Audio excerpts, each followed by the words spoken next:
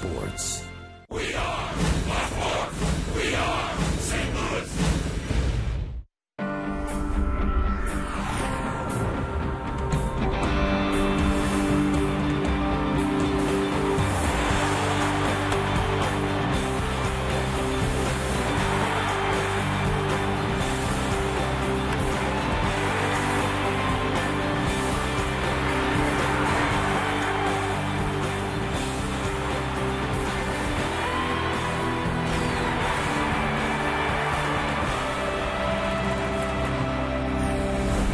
Afternoon in the Gateway City. It's game number 3 between the St. Louis Cardinals and the Los Angeles Dodgers.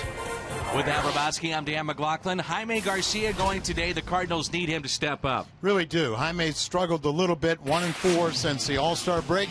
But Kuroda, he's just been a tough luck loser. Leads the National League in losses, but just concentrate on that ERA. 2.88. That's more a reflection of how he pitches. When we come back, it's a look at Matt Holliday and the number 7, its importance in baseball with Jim Hayes.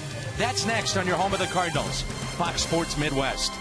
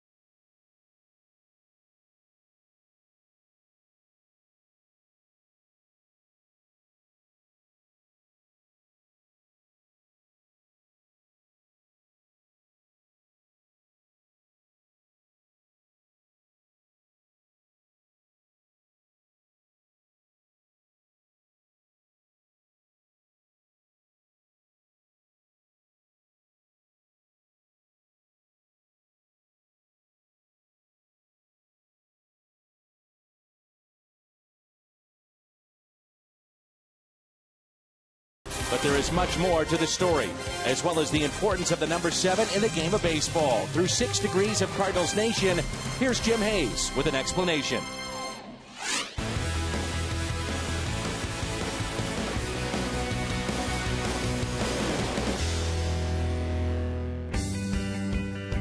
In baseball, the number 7 is significant. There are up to 7 games in a World Series.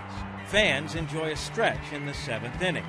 And during the 1998 MLB draft, the Rockies stumbled across a former college quarterback in the 7th round. Matt Holliday joined the Cardinals in July of 2009. 3.5 weeks later, future Hall of Famer John Smoltz did too. Smoltz, who set a Cardinals franchise record with 7 consecutive strikeouts in his debut, made 7 starts for St. Louis, helping the Redbirds reach the postseason. John Smoltz's first MLB season was Ted Simmons' last, both with the Braves in 1988. Simba's batting average of .292 is the 7th best all-time for a catcher who caught at least 7 seasons. Simmons got a chance to catch full-time in 1971 after he replaced Joe Torre. How did Torre respond after he moved from catcher to third? He won the National League MVP. Torre had 137 RBIs during his MVP season, which is tied for the 7th highest single-season total in franchise history. Joe Torre and Red Schoendienst were on the same Braves roster in 1960. By then, Schoendienst was at the end of his Hall of Fame career, a career in which the second baseman led the league in fielding percentage 7 times. Where there was Red Schoendienst, there was Enos Slaughter. The two teamed up to win the 1946 World Series with the Cardinals. Schoendienst collected 7 hits in 7 games, and Slaughter's legendary mad dash proved to be the game winner of the decisive 7th game. Slaughter was a teammate of Mickey Mantle, the same Mickey Mantle who helped the Yankees win 7 World Series, the original and greatest number 7. Mickey Mantle faced high expectations early in his career. He was originally given the number 6. Since Ruth was 3, Gehrig was 4, and DiMaggio was 5. But Mickey struggled in his first few weeks and switched from 6 to 7 to eliminate unnecessary pressure. It helped. Matt Holliday chose number 7 to honor fellow Oklahoman Mickey Mantle. And apparently Holliday doesn't mind the pressure, considering 7 comes after 5 and 6.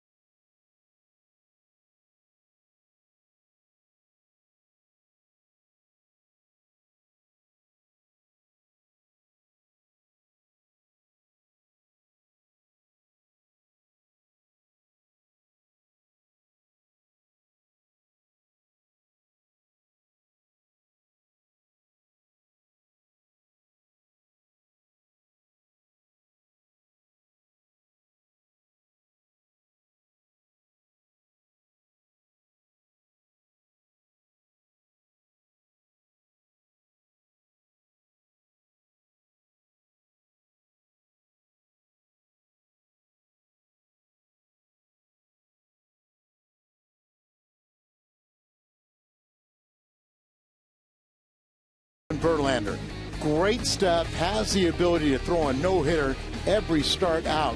Recognized as having the nastiest stuff in the American League. And we may have seen the winner of the National League last night. We've got Kershaw, Halladay, Kennedy. Who do you like there? Well, Clayton Kershaw, 16 games last night. Same with Kennedy. But my pick is Halladay. He's 15, soon to be more, but he just completes the ball games he starts. He's just a workhorse, innings eater. He's my pick. It's a special ticket promotion celebrating hit number 2,000 for Albert Pujols. Began at 10 a.m. today. That's coming up next.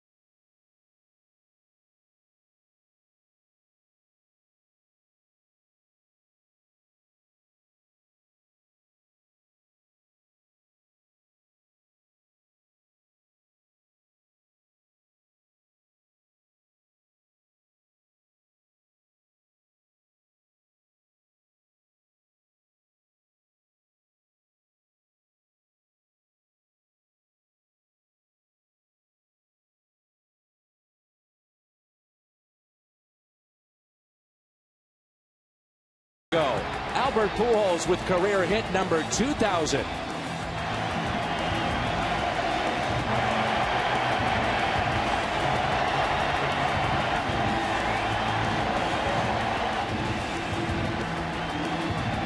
Because of that milestone, the Cardinals are offering $5 seats in honor of number 5. 2,000 tickets each game, September 5th, 6th, and 7th, for only $5. This sale is available only until midnight tomorrow night. It began at 10 a.m. today. These tickets are going very quickly. Visit cardinals.com/5 to get your tickets right now. And again, that ends at midnight tomorrow, and that's for the Milwaukee series upcoming. Albert's in the lineup today. Dodgers and Cardinals coming up.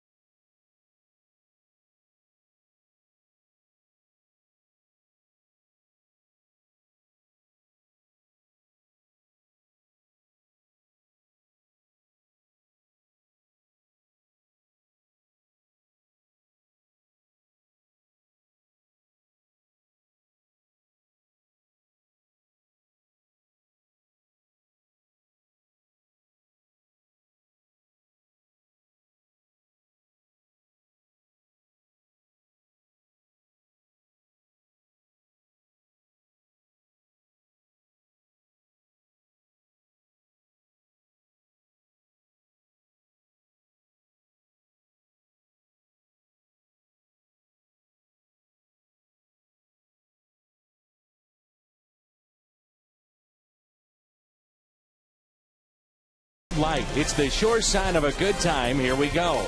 By Chevy. See your Mid-America Chevy dealers. By Southwest Airlines. New Rapid Rewards. Unlimited reward seats and no blackout dates.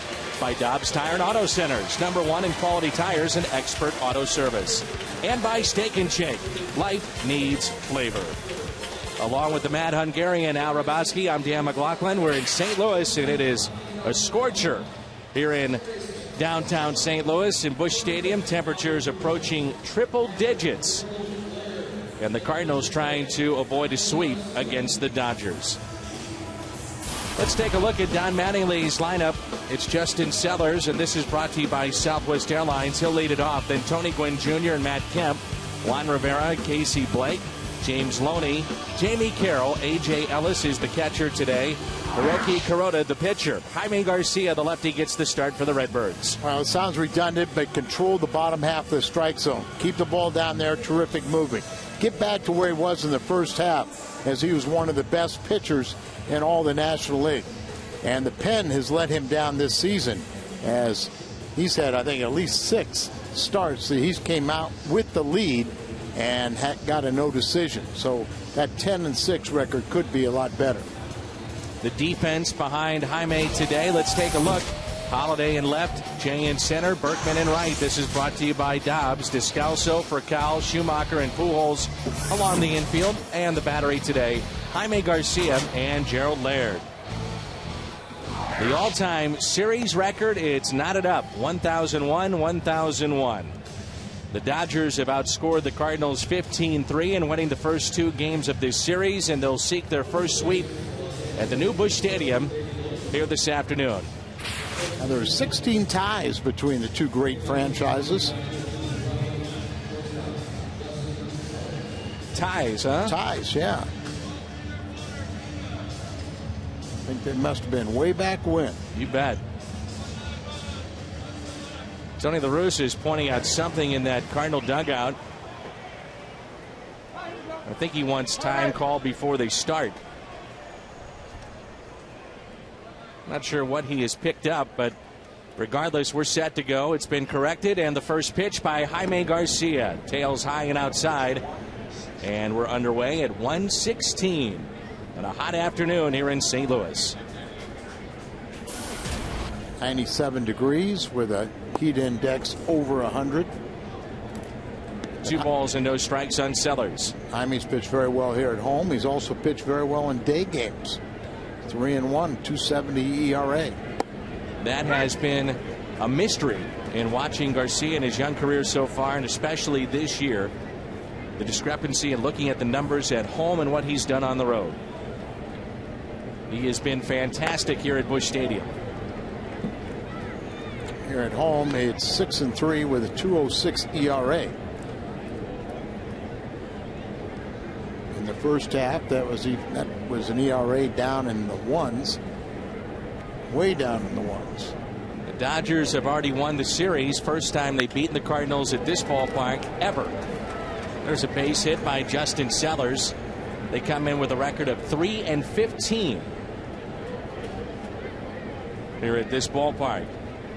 Today's broadcast is on AFN. We always enjoy this, the American Forces Network, broadcasting to the U.S. Armed Forces, serving in 175 countries and aboard ships at sea. They're watching all over the world today. Iraq, Germany, Italy, Southwest Asia, South Korea, and Japan. All over the world. Welcome in and enjoy some baseball this afternoon. And first and foremost, thank you for your service. Here's Tony Gwynn, versatile outfielder, the son of the Hall of Famer, showing bunt, and that stays fair. Looked to be a dead ball, and now it is called a dead ball. And is he out? Maybe out of the box, and if so, he is out.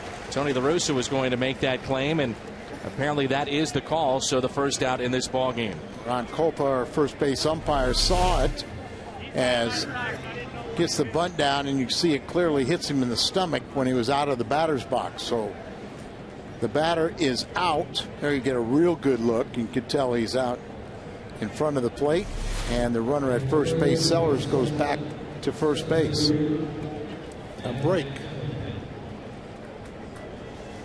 Matt Kemp will be the hitter. 3-run homer in the first inning last night. The Dodgers never look back. He'll dig in with 29 home runs, 95 RBIs.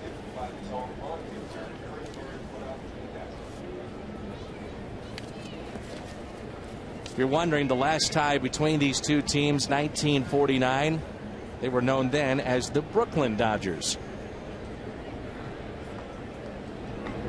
And if you're wondering how to score that at home, it goes to the closest defender, and in this case that was Gerald Laird on that bunt attempt by Gwynn, so 2 unassisted. Got the nickname the Dodgers from everyone going to Ebbets Field and dodging the trolleys. And a 1-0 pitch on its way. With his next home run, it'll be number 30 for Matt Kemp. He'll become a 30-30 man and just the second to do it. Historic franchise of the Los Angeles Dodgers. Raul Mondesi did it twice. He was a good player. Mondesi. Hits it down the left field line. It's hooking and foul.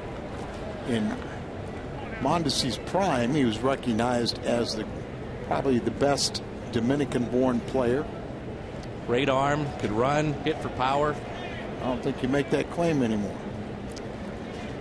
I have to say he's standing at first. 2 balls and 1 strike on Matt Kemp. Outfield straight away and very deep. Pittsburgh leading Milwaukee. Will keep an eye on that in the bottom of the 5th. It's 2-0. Cardinals start play today 10 games back of the Milwaukee Brewers. First time since 2008 that they've been this far back at this point in the season. You just have to worry about your own needs. The Cardinals can't be really worrying about Milwaukee. They got to get right their own ship. always think about 1964. If you're an optimist and a Cardinal fan, Cardinals that year, similar dire straits it seems like, and they pull off their miraculous comeback and get into postseason play. Actually, it was even more complicated because they had teams they had to go over. 2 balls and 2 strikes here on Matt Kemp. Swing and a miss. Strikeout of Kemp. We talked about the disappointment of the Cardinals here last month or so. A lot of people predicted, Al, that Cincinnati would be the team to beat this year, and yet they'll start play tonight 2 games below the 500 mark. You thought they had a very good offense, and you thought their young pitching would take another step forward. And that just hasn't happened. Juan Rivera shifting from left to right field today and batting cleanup for Don Mattingly. The Dodgers start play in last place, tied with San Diego, 10.5 games out. Arizona leading the West by 2 games over San Francisco. Now that's a surprise. You bet. Arizona. Kirk Gibson probably going to get a lot of votes for Manager of the Year. One of the reasons why Arizona is where they're at, we saw him in our open briefly, but Ian Kennedy, what a year this guy's had. 16 wins now. Sometimes for a team to turn the corner as quickly as Arizona's done, you've got to have a little luck, and you've got to have guys change things in their career and become maybe the pitcher that a lot of people thought they could become. And that certainly is the case with Kennedy, who he first came up very highly touted and thought of and never really put it together, but this year he has. That's probably a more common theme today, that maybe with a second or third organization, guys hearing the same message, but maybe the messenger says it a little different, translates into figuring it out. How about Ryan Vogelsong of San Francisco? Great example.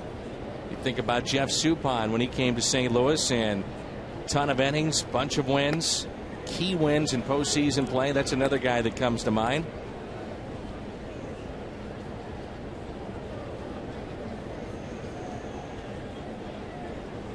One ball and 2 strikes.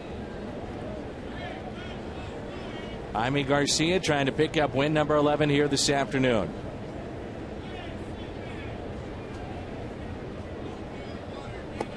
And a swing and a miss, 2 strikeouts in the inning for Garcia.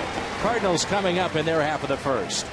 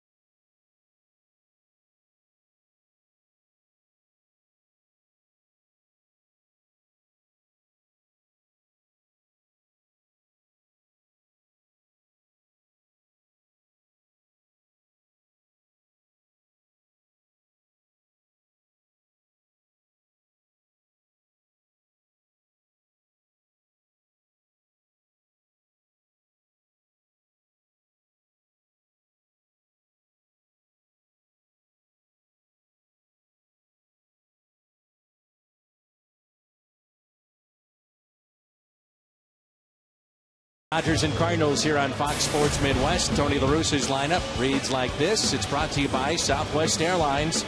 Jay for Cal and Pujols. Then Holiday, Berkman, Schumacher, Laird, Descalso, and Jaime Garcia. Hiroki Kuroda. Al, what do we know about the 9-game winner? Well, his record is very, very misleading because he has a 2.88 ERA and leads the league in losses. Bad luck, they say. He knows how to pitch, can really move the ball around, really knows how to pitch, but bad luck, don't take him to Vegas. And he had a no-trade clause, refused, as the Dodgers really wanted to send him to another ball club. And the Yankees want him, like the Detroit had 3 top prospects they were willing to give up, and he invoked his no-trade. I don't know about you, but you think it's hard for you to understand why a player, when his club is 10.5 games out, would not want to go to a pennant race? Well, it is hard. I guess maybe one thing. Loney stays with it. Kuroda is at the bag. John Jay retired. Is being Japanese, and you're a little more comfortable in your 4th year with the Dodger organization, and having the translators and everything else. Good point. So here's a look at the defense presented by Dobbs, Gwynn, Kemp, and Rivera in the outfield.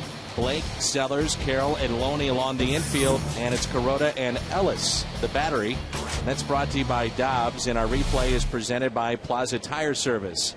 Like a simple little ground ball, he overran it and kind of hit on the thumb area of his glove, but he was able to track it down, get it to his pitcher ahead of John Jay. The switch hitting, Rafael Furcal.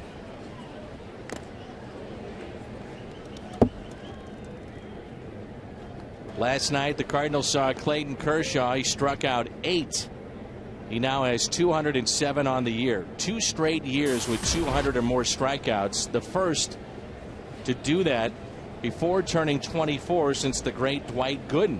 He did it 3 straight years. He began that run beginning as a 19-year-old back in 1984. Furcal hits it in the air. Shallow right center. Matt Kemp is over. Glides to it, makes the catch, and there's 2 away. You mentioned that Kershaw was in the conversation with Sandy Koufax, and also because of his age, now in the conversation with the strikeouts with Dwight Gooden. Pretty impressive.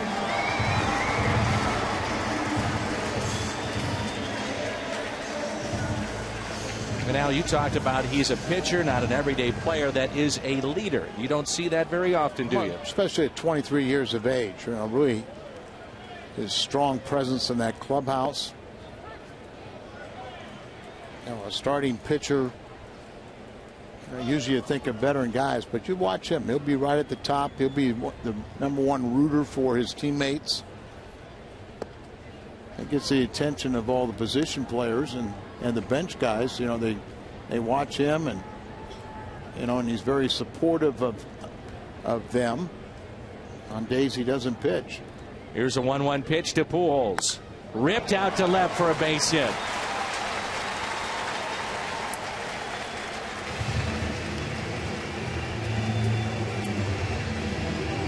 Talked about Pujols and Matt Kemp and chance to be the MVP and Cy Young winners.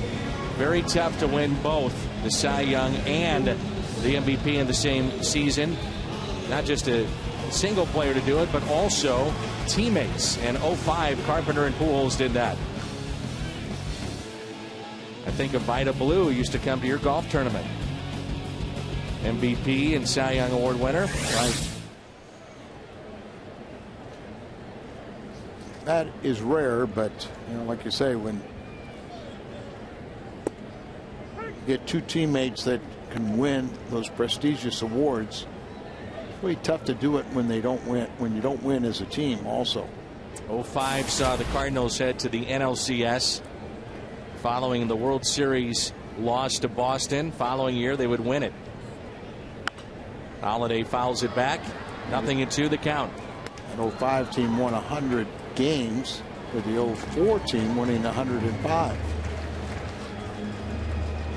The amazing thing about the 04 team, it took 40 games to get it going, because they were 500 after 41 or 42 games, I guess it was, and after that they took off, and it just didn't seem like they lost. Dan, you talk to a lot of baseball people, and they'll tell you that they'd be pretty happy having a 500 record after 40 games.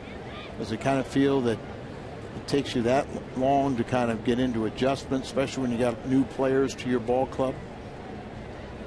Kind of have a little transition period?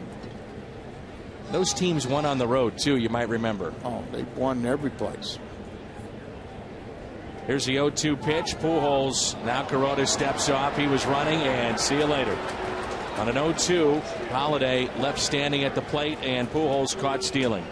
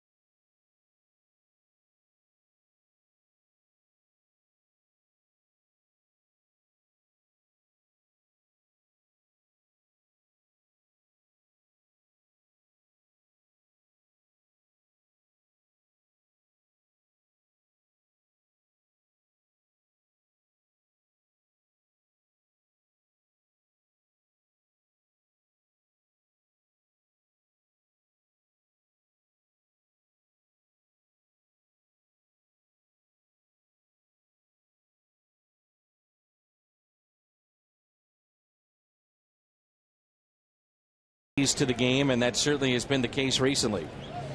Now, sometimes, you remember, there were times early where, for whatever reason, Tony took him out of games relatively early, but trying to get through 7 innings has been a chore of late. Casey Blake, the former Indian, longtime major leaguer. He's had a tough year, a lot of injuries, including a sprained neck, lower back. 2 balls and no strikes. It's Blake here, then Loney and Carroll. No score in the top of the second.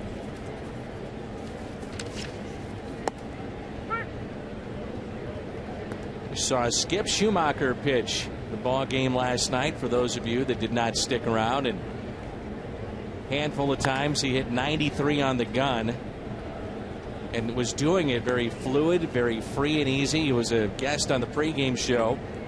He's at second base today. You wonder how hard he could throw if he actually had to wind up and let it rip. He was a college pitcher, which we didn't know, but that explained why his mechanics were very, very fluid and solid. Chopper too short for Kyle with it. 1 away.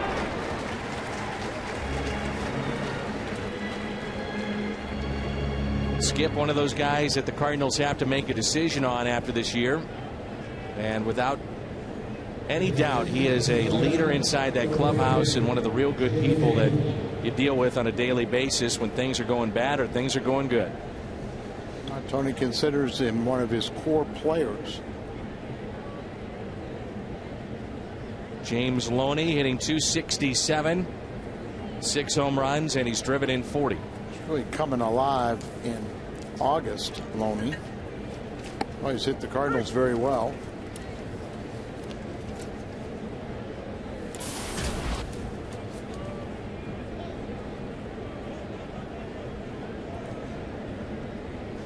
Here's the 0-1 pitch.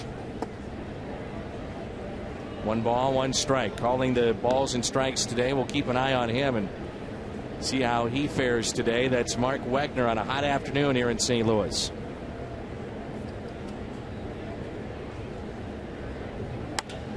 Here's a liner into left center, drops in for a base hit. Only batting .350 in August. He's had a good series. So 1 out single, and it brings in Jamie Carroll.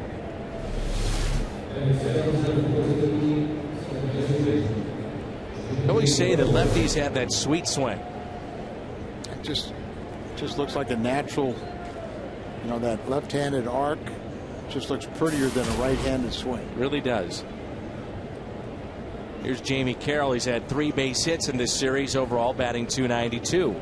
Runner goes, and the pitch is hit in the air out to left. Holiday makes the catch.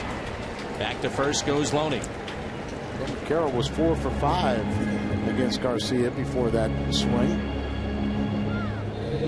Cardinals get a break. It's A.J. Ellis behind the plate, not Rod Barajas, who tore up the pitching the Cardinals last night with a double and 2 home runs. He was just called up yesterday as they put their backup catcher on waivers. Had been with the club earlier this year. 2 outs and a runner at first. And that's strike 1. Ellis in the 8th spot in the lineup. Kuroda's on deck. At some point he will get to that on deck circle. He's batting .300, 2 home runs, 28 RBIs at AAA, but they really like the way he calls the game. Isn't that really what you're looking for in a backup guy that can catch and throw and can stabilize a pitching staff when that #1 catcher needs a day off? That's it. I mean, if they can hit, it's just a bonus, but really catch and throw is what you need. Here's a grounder left side and off the glove of Descalso into left field. Runner at second will stop. That's Loney. And it brings in the pitcher, Kuroda. A good look here at Descalso going to his left. Look, a little hop, came up, bounced over, hit his glove, and on into left field. Ruled an error on the play.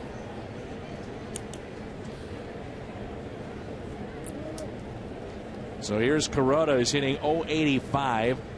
No home runs and no RBIs. Runners at first and second. Outfield is shallow. And a ground ball that's hit to Furcal. He'll go across the diamond. Dodgers strand 2. No score as we move to the bottom of the second. Holiday leads it off when we come back.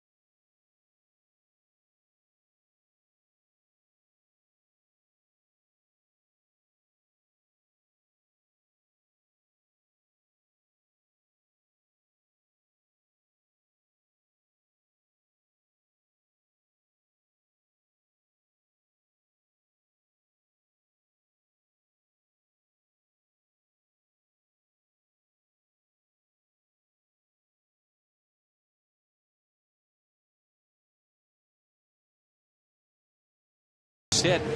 It's StubHub, the official fan-to-fan ticket marketplace of the Cardinals.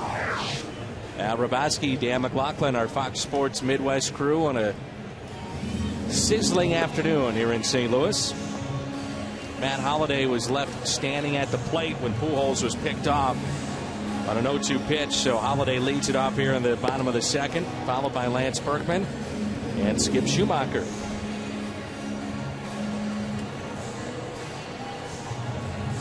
They move to the top of the seventh. Pittsburgh still with the lead over Milwaukee, 2-0.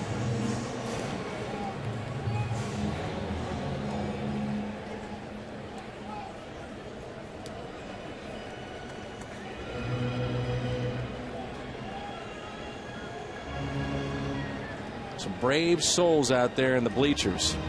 Sunshine right down on them. I was looking at in the right field where they have the Coca-Cola scoreboard patio. Looks like they're all underneath back there trying to stay out of the sun. Not there, the patio to the right.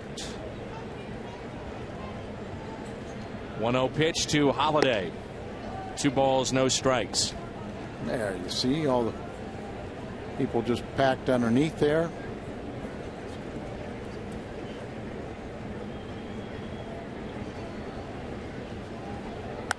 Holliday pops it up, and that'll find the seats out of play. And to think that UL and many others played on the artificial turf here in St. Louis and many of the cookie cutter stadiums throughout the National League, the Phillies and Pittsburgh come to mind.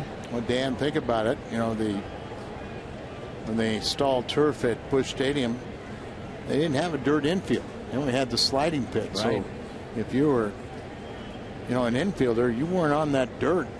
You were out there on that turf. Originally, they didn't have the spikes today that are plastic. You had steel that would just get heat up on the bottom of your feet. Be 140 degrees on the turf. They had not invented Gatorade or any of the hydration drinks of today. And Whitey Herzog built his teams for artificial turf in many ways.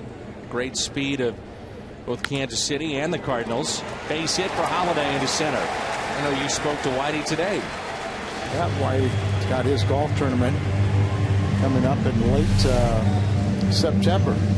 But Holliday's had success against Kuroda. He was batting .435. He's now 11 for 24 and facing this right-hander. A lot of those at-bats came when he was with Colorado. Lance Berkman digs in for the first time this afternoon. 2 for 6 with a home run in this series. That home run was the start that Carpenter was lifted in the 9th. At that time, he thought the Cardinals were going to get a win and maybe a shutout complete game for Carpenter, and then things unraveled in that 9th inning 2 nights ago. In many ways, you look at the first 2 games of this series and kind of a microcosm of what's gone wrong with the Cardinals this year. That loss, Cardinals' major league high 10th loss this year after leading in the 9th inning or later. Cardinals' most such defeats in one season since 1954. They dropped 12 games in that particular circumstance. And we got 30 games or so to go. Yeah. Good rip by Berkman. 1 ball, 1 strike. But you wonder, the back end of games, if things were taken care of a little bit better, say half of those were wins. You're right in the middle of it with Milwaukee. All the walk-off losses on the road. But also, Dan, his first 2 games, they scored a total of 3 runs. Good point. So it's not one, it's the other as the ball scoots away and Holliday advances to second base. A wild pitch. The defense has at times been troublesome. Base running. Trying to make the weight shift, try to get over there, but went off to the side, and Holliday scoots into scoring position. And now you have to win at home. The club started out 20-13 to begin the year, which was in the top 5 of the National League. Since then, 12-16.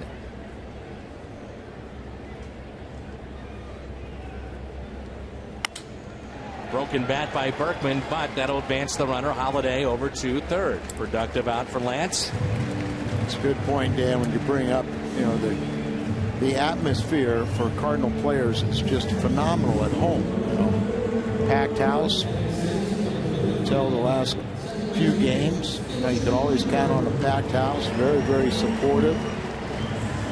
Should have a much better record at home, and then try to play somewhere near 500, and they're above 500 on the road, but you have to have a dominant record at home. Don Mattingly thinking that runs could be at a premium today. Brings in the infield. Schumacher at the plate. Runner at third, and it's ripped. Foul.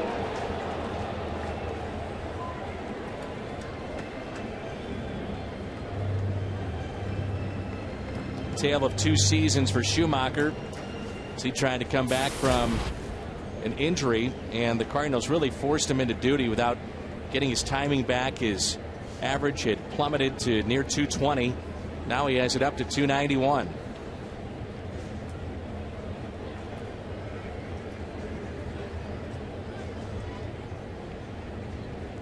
I like what he was saying the other day. The numbers at the end of the year on your baseball card don't lie. And he said, I've been a 300 hitter, and there's no reason to think I shouldn't be there this year. He knew he wasn't a 220 hitter when he was hurt, and you talk about being rushed. He had 2 games in extended spring where you go down there and you hope a guy can throw a strike. Right. 1 ball, 1 strike on Skip Schumacher, the Cardinals' second baseman. Holiday, the runner, at third. Schumacher puts the Cardinals on top with a base hit into right. And it's 1-0 St. Louis. RBI number 30 for Skip. Talk about the difference of hitting the ball down or hitting the ball up. When the ball is up, you see his eyes light up, gets on top of it, hits a line drive, but you see that ball so well and put a nice level swing on it. Matt Holliday safe at home, safe and secure New York life. 1-0 Redbirds. Here's Gerald Laird.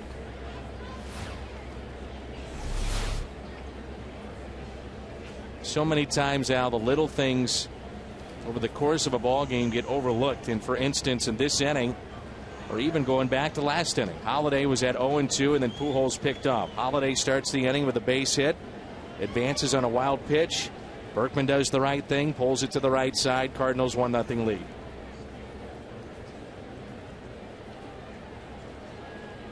That's how you can manufacture runs. I was going to say, Tony gets a little upset when people say this, his team doesn't manufacture runs.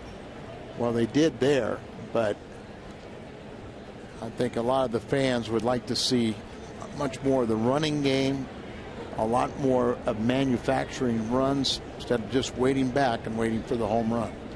Laird is swing and a miss. 1 ball, 1 strike.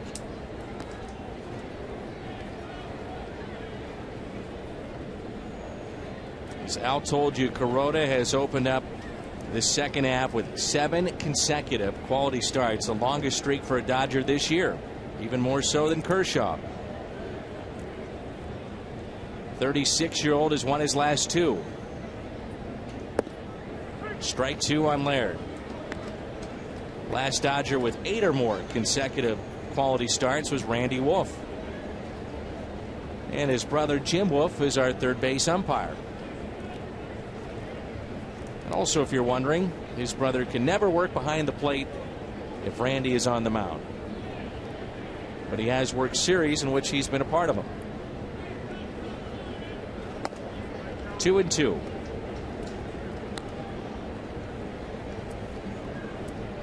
So 2 different ways to make it to the major leagues. One, you're an umpire. The other one, you can throw and you're left-handed. Have been other brother combinations of umpiring. And you go back to Bill Kunkel, right, who was umpire, and he had his son as a major leaguer, Jeff. 2-2 is popped up. Foul territory. Tough play here for Loney, or will it be the second baseman? Nobody gets there. It drops in, and Laird has another life. Good hustle by Carroll and Loney. Rivera was there, but it falls in that Bermuda Triangle of those three.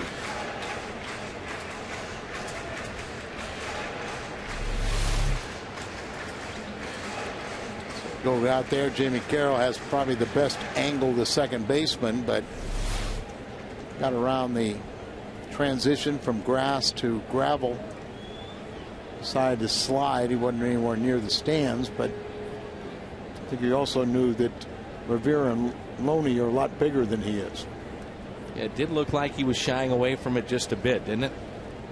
Yes.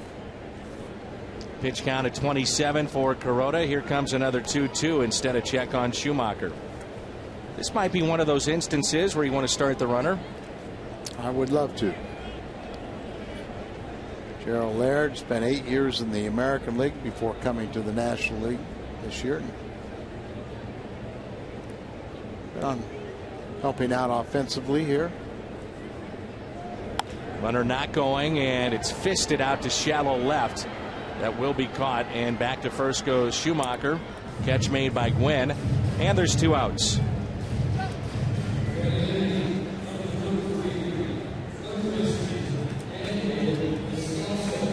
Here's Descalso, who's hitting .261, 1 home run and 27 RBIs. He's seen his playing time curtailed, with Freese getting the majority of the playing time starting at third. The addition of Furcal at short. Daniels talked about being a utility player at this level. He's shown he can play all 4 infield spots if need be. Well, the real key, and he has satisfied, can he play shortstop? That's the big one. If you're going to be an utility infielder, you have to be able to play shortstop. And that's the position where a lot of guys fall short. And a 1-0 pitch. Descalso hits it to third. They were playing off the line, and Blake makes that play. Cardinals strand a runner. That's Schumacher, but he puts him on top. 1-0 after 2.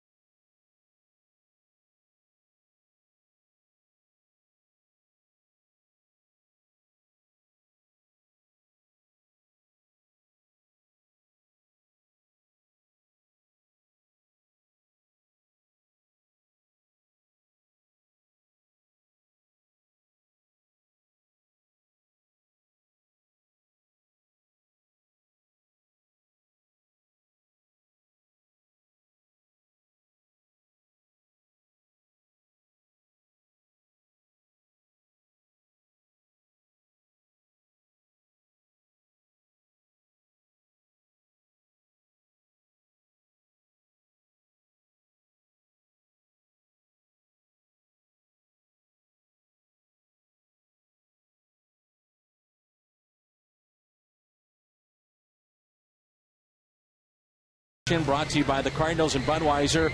Available to 25,000 fans ages 21 and older. Saturday, September 3rd. If you'd like to find out more, go to Cardinals.com. And again, we have our $5 ticket sale happening right now until midnight tomorrow. 2,000 seats available for all 3 games against Milwaukee. And they're only $5 in honor of Albert Pujols' number 5 and 2,000 career hits. Great way to come see that ball game, and a meaningful series, we hope, against Milwaukee. The 5th, the 6th, and the 7th. Here's Sellers, top of the lineup for the Dodgers. Jim Hayes has joined us. We've missed him, Al, the last couple of nights. We've got Jim back in the booth. He was so busy doing the pre and post game show. And he did a great job with it, too. Oh, sure he did, but he always does, but he couldn't see us. Glad to hear you missed me, Al. Appreciate it. We do miss you. I actually didn't hear him say that he missed you until then. You kind of... I was extrapolating. I was extrapolating. So, Jim, it's been a tough go, no doubt. But one of the things that we saw last night, Skip Schumacher, and he was your guest on the pregame show. We talked about it earlier. He was hitting 93 on the gun and pitching. Now, this is a guy that we know has a great arm. We always wonder about if certain guys would get on the mound, how hard they'd throw. Well, we found out free and easy, Skip is around 93 miles an hour. Well, Skip likes to joke that he's a one-tool player, so pitching would give him a chance to show off that one tool. Tony La Russa said he thinks if Skip were throwing hard, that ball's fouled away. If he was really trying to throw as hard as he could, not worrying about injury, he thought he could throw much harder. I asked Skip, could you hit 100? He said that was ridiculous, but if you're hitting 93 with the freest and easiest motion, you got to think he's got to jump that by a few miles per hour. Yeah, but that was a ridiculous question. Can you hit 100? Al, I thought it was legitimate. And there's a walk to Sellers. Well, Jason Mott was a catcher. I'm on Jim's side this time. Jason Mott was a catcher, and he throws 99 at times. So I asked Skip the question. There was a little speculation that when Miles took him deep, you know, they're friends. There and Miles did a little Cadillacing. Well, I saw a little pose. No doubt about it. A little pose there after he hit that 2-run homer. Skip said there was no doubt there was a pose, and he said he texted Miles about it.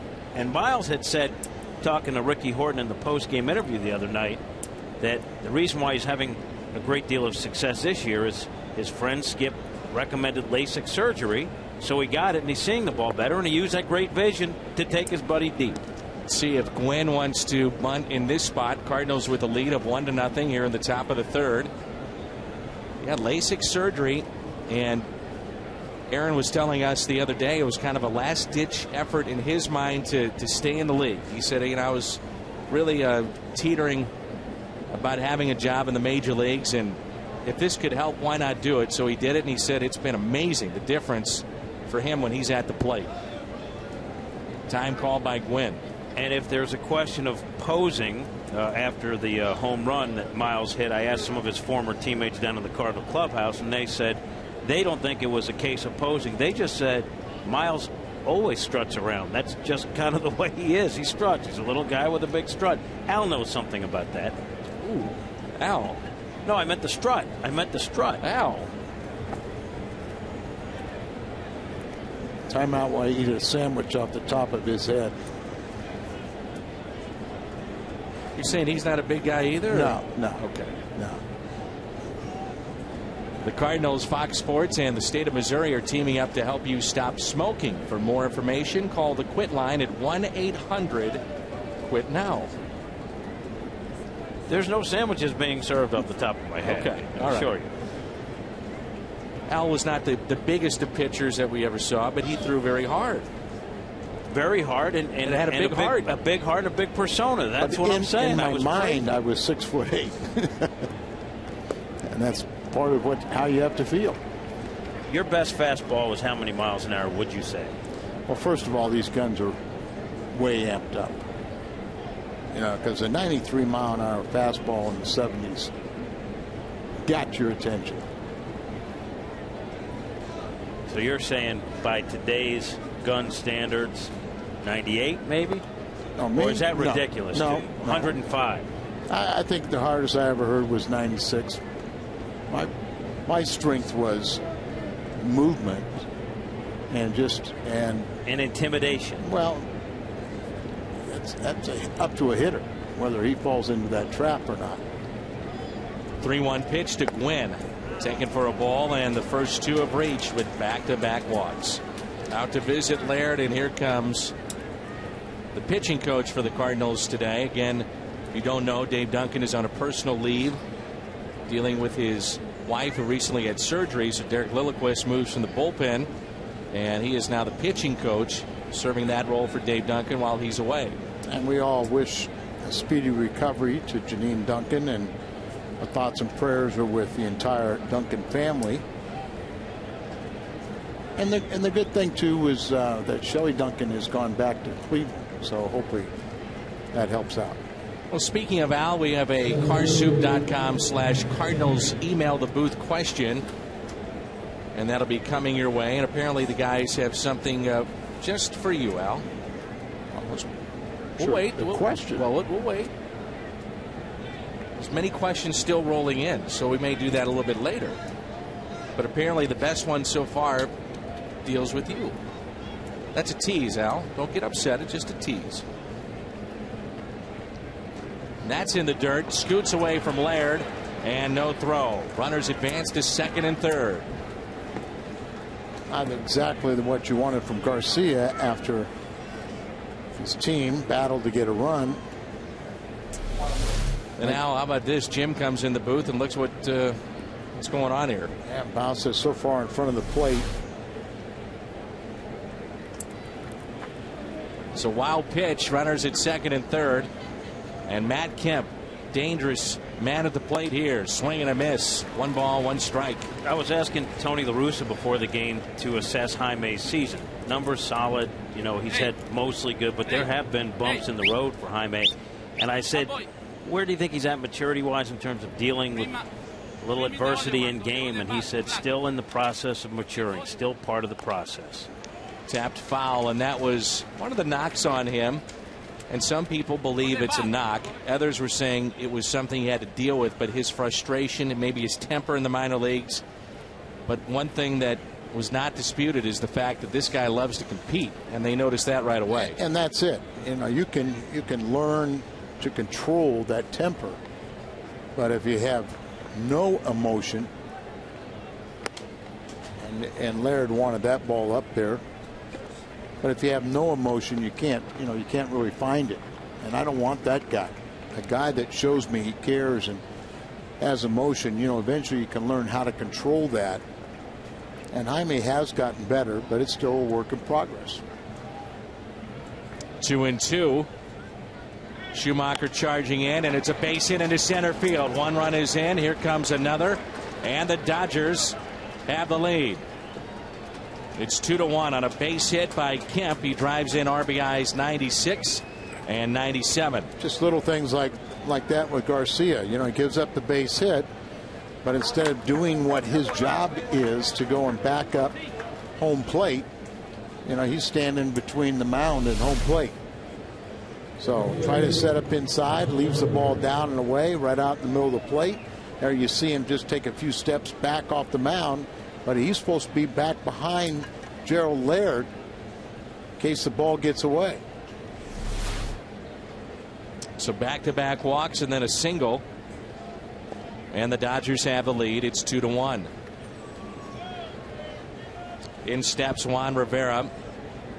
And this is where an inning before, especially in the minor leagues, they said could unravel for Garcia. The frustration of giving back a lead. And this is lined into left center field in trouble. Matt Kemp gliding to third, and they will wave him in. Here comes Kemp. Throw not in time. Not backing up again is Garcia, and it's 3-1 Dodgers. I mean, you got Pujols is going to be right there where Garcia is. Get behind home plate. RBI number 48 for Rivera.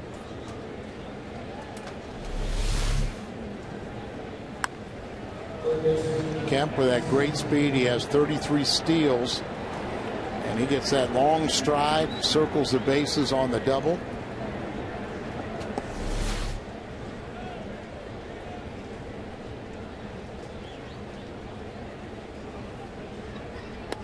And there is strike 1 to Casey Blake. Cardinals grabbed a 1-0 lead thanks to Schumacher, and now the Dodgers have come right back, and they've taken the lead 3-1. Back-to-back walks, a single and a double.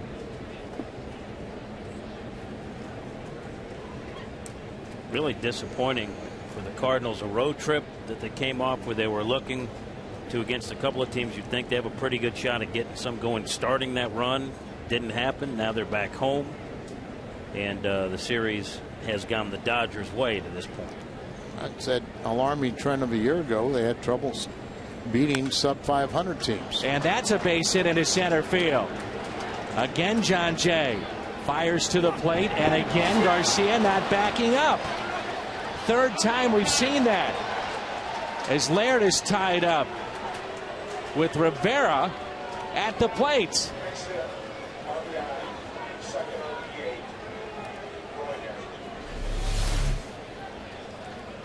John Jay fires the ball home.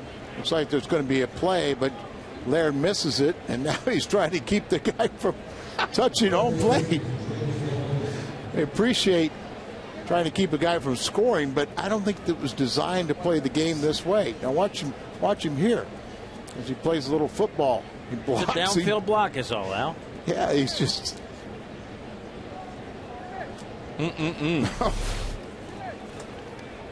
So it's a base hit and an error on John Jay. But again, Al, your point, Garcia not backing up. Third time in this inning. He did get a little closer. Here's James Loney. First 5 have reached here in the top of the third.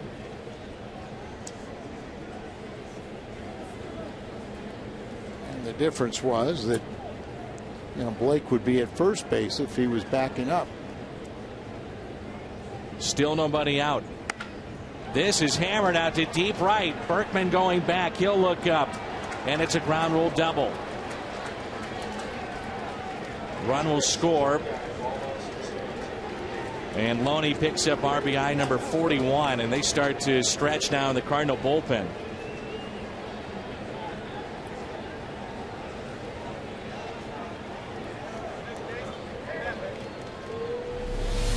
Play before, as you see John Jay come up here, and you see where Garcia is. Now the other 2 times he was between the mound and home plate. This time at least he got even with home plate, and then you see Gerald Laird. That's the craziest thing I've ever seen. 5-1 Dodgers.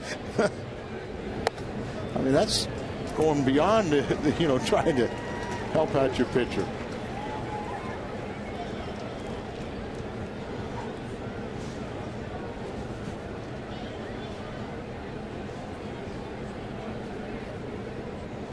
Four straight hits, falls 2 walks. 1 ball, 1 strike on Jamie Carroll. Walk, single, double, single, and a double for Loney.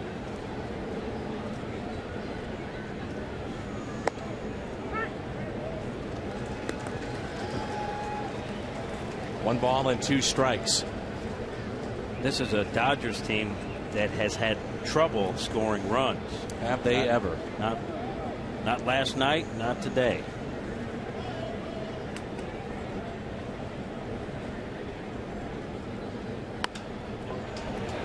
And it's a base hit into right field. They'll hold up the runner at third. Runners at the corners. Still nobody up and throwing in the Cardinal bullpen as things have unraveled here for Jaime Garcia. Matter of fact, Los Angeles to start a play today 15th in the league in runs scored. That's a great pitching, and because of the lack of offense, Kuroda, today's starter with him, leads the National League in losses with 14 with a 2.88 ERA. Now we saw last night Loesch only 3 innings. Tony La Russa, I'm assuming protecting his bullpen, goes with Schumacher in that final inning. Nobody getting loose right now, and you couple that with that you're at the bottom of the order, and Tony's thinking, I'm sure, you know, you can get out of this and regroup, but still, this is hard to watch this. Well,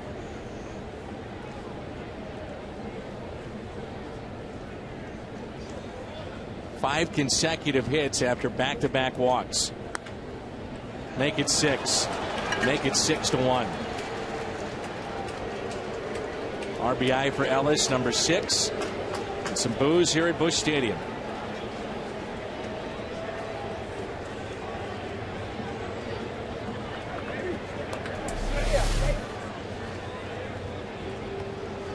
Some adjustment there. He sees a breaking ball and just pulls it through in the left side. Albert trying to say something to him for Call. Words of encouragement. to Garcia.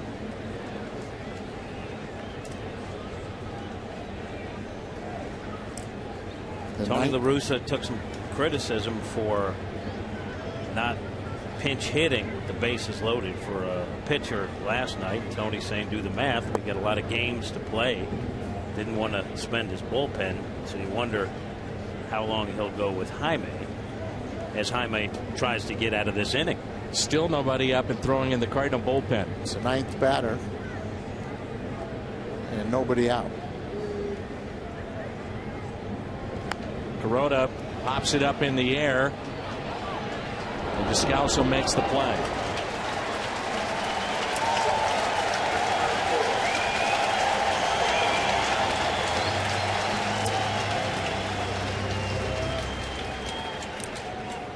Dan Cat, this is why the Cardinals, you can't seriously think that they're going to get back into this race because of starting pitching. It's just too inconsistent. Runners at second and third. Sellers up for the second time here in this top of the third. You know what, though, Al? Even the latter stages of the road trip, first game in this series, they did get quality starts, and they weren't entirely successful there because they can't get everything going at once. It's either one or the other. They're not able to get it going in sync where you get some hitting and get some pitching. No, no doubt about it. But, you know, as I said, it's inconsistent. You get 3 good starts, you get 2 bad starts. The hitting leads the league, doesn't show up every night.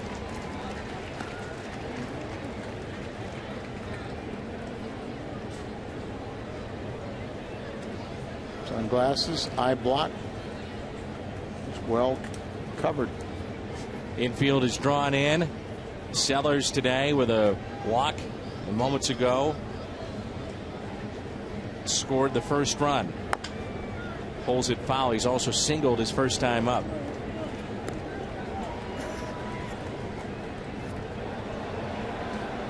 Oh, that's ridiculous. Dodger fan took that foul ball and just threw it, and he should be thrown out of this game. Threw it, you know, just a dumb thing, threw it back onto the field, but it almost hit Albert in the head.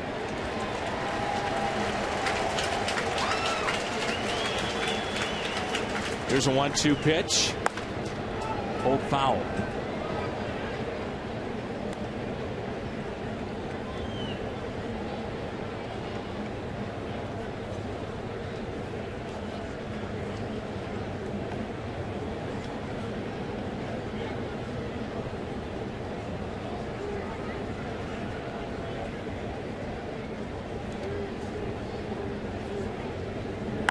And a ground ball that's hit to short for Kyle to the plate. They've got the man hung up. Laird tags him out. That's how you do a rundown. The runner can't advance. Cardinals many times have way too many throws. Fewer the throws, the better, but you send them back towards the base. Look at you fake the throw there, you slow him down, and he beats Jamie Carroll, but the runner at second base can't advance because Gerald Laird made it perfect. Tony Gwynn Jr., the batter now. 2 down, runners at first and second.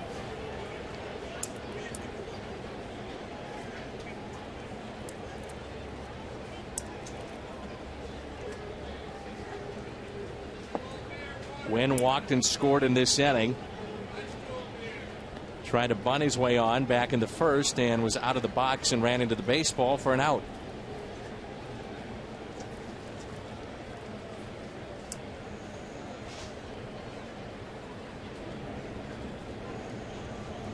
Here's a 1-0 pitch.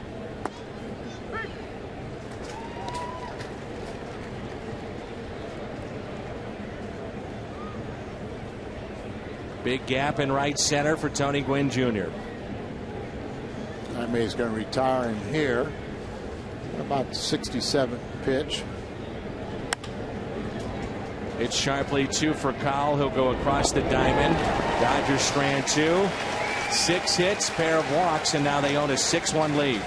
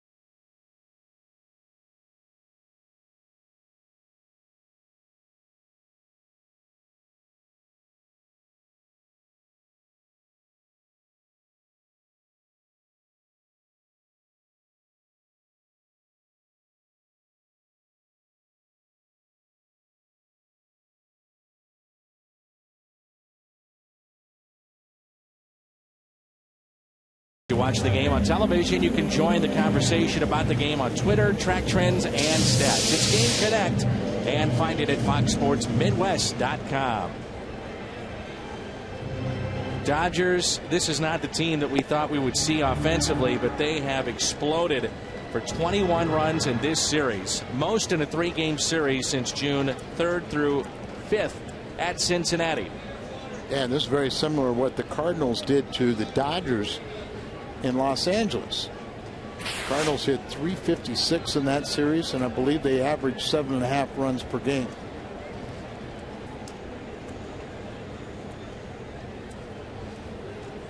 Missouri Lottery bringing us our Fox tracks that you see in the right portion of your screen. 8 consecutive reached against Garcia. 2 walks, 6 base hits, and it added up to 6 runs and a 6-1 lead for LA. They're in the top of the 9th. Pittsburgh leading Milwaukee 9-0. Or rather, excuse me, 2-0. Garcia here, then Jay and Furcal. Cardinals half of the 3rd.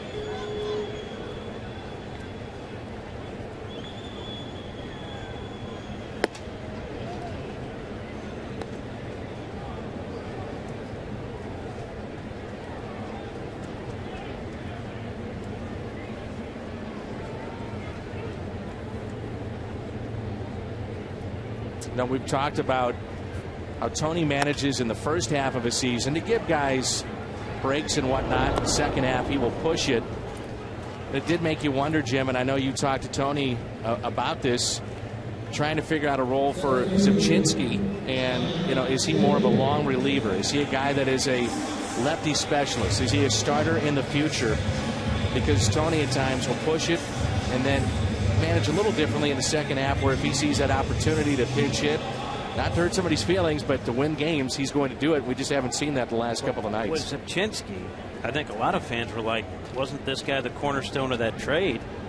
And Tony said when they got Rhodes, they had a guy they felt comfortable as a lefty specialist. They wanted to really see for themselves what they had in Zipchinski, a guy who Tony said could be a very good starter, could be a long man or a short guy to work against a key left-handed hitter. And Tony said it just took a while for them to figure out how best to utilize him, and that's part of the reason why Tony says we haven't seen Zipchinski as much as I think some Cardinal fans would like to see.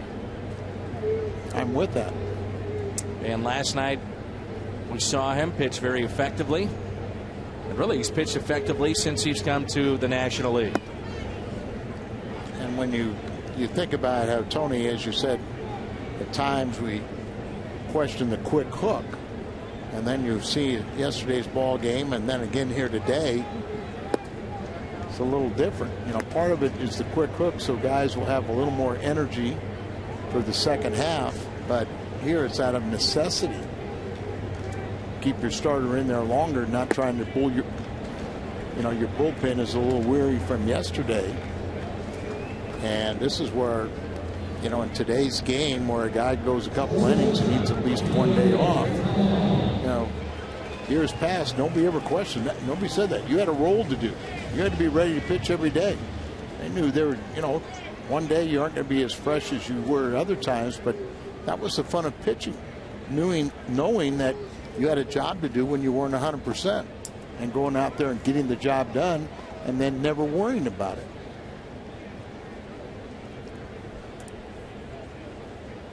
First strikeout for Kuroda this afternoon.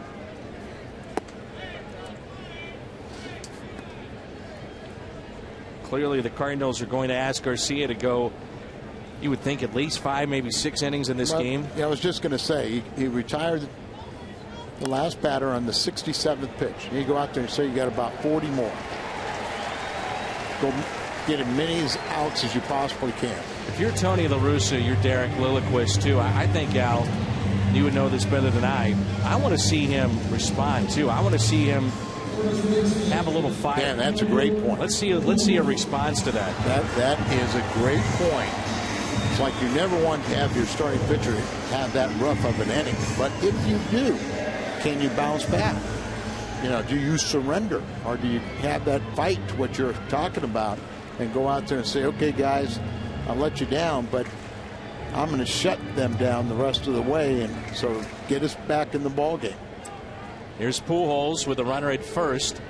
Cardinals trailing by 5 runs. Still a long way to go. We have seen Jaime do that a couple times this year, where he's had a bad inning and stayed in the game and was able to put it behind him and give the Cardinals some valuable work. And there's been a track record of keeping him in games to take a beating too, and we saw that in Colorado. But again, you want to see him respond. Here's the 0-1 pitch to Pujols. Up and in. And again, a reminder, $5 tickets in honor of Pujols began at 10 a.m. today, will end at midnight tomorrow. 2,000 seats for each game against Milwaukee for only $5. Just go to cardinals.com/5. Kuroda is supposed to be a very intelligent pitcher, and you have to believe he was trying to go up and in, but nowhere near as close as that ball got. And Pujols hits it down the left field line, but it's foul. That's what he was. That's where the pitch was supposed to be. The one before that was up around his head. As he gets inside on Albert, but Albert watches one-handed swing and a line drive that he just couldn't keep there. He has that uncanny ability with an inside pitch to many times keep that fair, but even just hitting it like that. Right. Pretty impressive. Sure is. 1-2 the count for Kyle as your runner at first. My point was Kuroda's too smart to wake up Albert or the Cardinals, with a knockdown pitch. Hey, Skip had a knockdown pitch of Rod Barajas last night, of which he said that was perfect. It was with purpose, right? He said he was on the mound and said, "I'm sorry." And he was hitting the next inning, and he's at the plate, and he says to Barajas, "I'm really sorry. I really didn't mean to do that." That broke the pitcher's creed. It sure did. No apologies. Here's a 2-2 to Pujols. Reaches for it. Charity hop to short, and the Cardinals are through here in the bottom of the third. It's 6-1 as we head to the fourth. Jim, we'll see you on the postgame. Good job as always.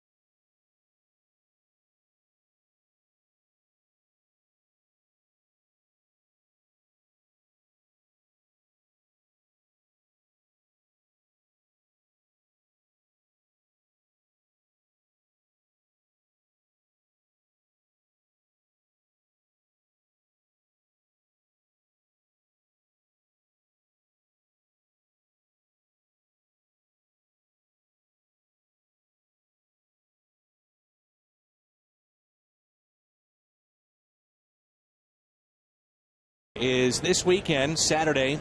Special start time at 3:15. So if you do have tickets, make sure you note the start time at 3:15. Get here a couple of hours early, and you'll head on the field, and the players will be there. You'll take pictures up close. It's a first come, first served basis. So busy weekend of promotions here at the ballpark as Matt Kemp will dig in against Garcia. Willie McGee bobblehead night. He'll be here with Vince Coleman signing autographs Friday night in the Ford Plaza. Still some seats available for the bobblehead. Photo day on Saturday, and then Sunday the Matt Holliday bobblehead. So come on out to the ballpark. 1 ball, 1 strike. It's Kemp, Rivera, and Blake.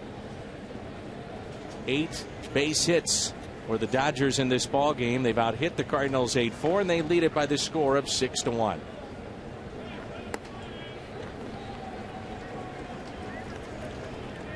A lot of pitches have been up. There he gets Kemp to swing through one. And it was on a corner.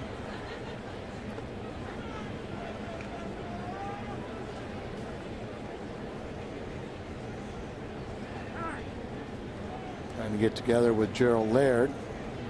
Kemp this afternoon has been called out on strikes and also a base hit and 2 RBIs. He now has 97 driven in this year. Hit to third, charging Descalso for the first out.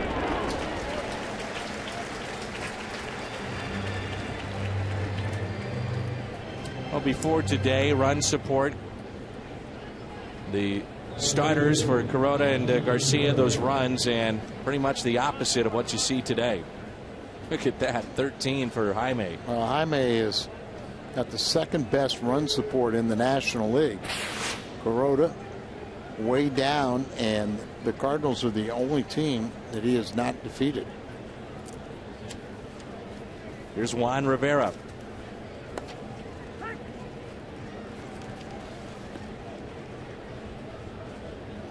The only National League team that he has not beaten over his career.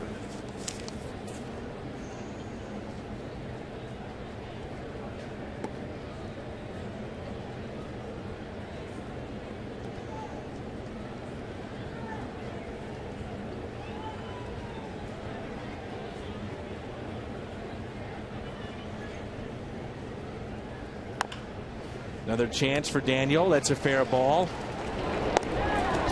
2 away. So Garcia, let's see if he can't settle in here in this top of the 4th with 2 outs.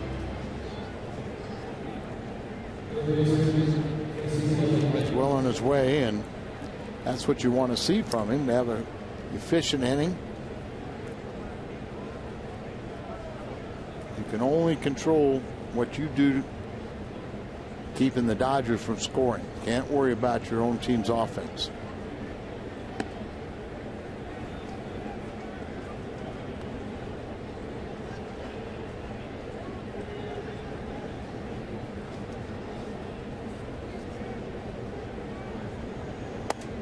And a strike at the knees to Casey Blake. 1 ball, 1 strike.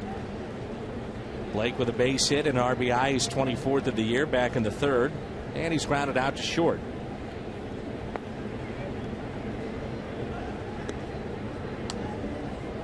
After this season, Garcia will have over 3 years of Major League service, and the Cardinals, with what they believe is a very fair contract for both he and the club, takes away some of the arbitration years and possibly free agency years. And I really question that timing of that contract at the All-Star break, rather than waiting until the offseason. Holliday leads it off when we come back.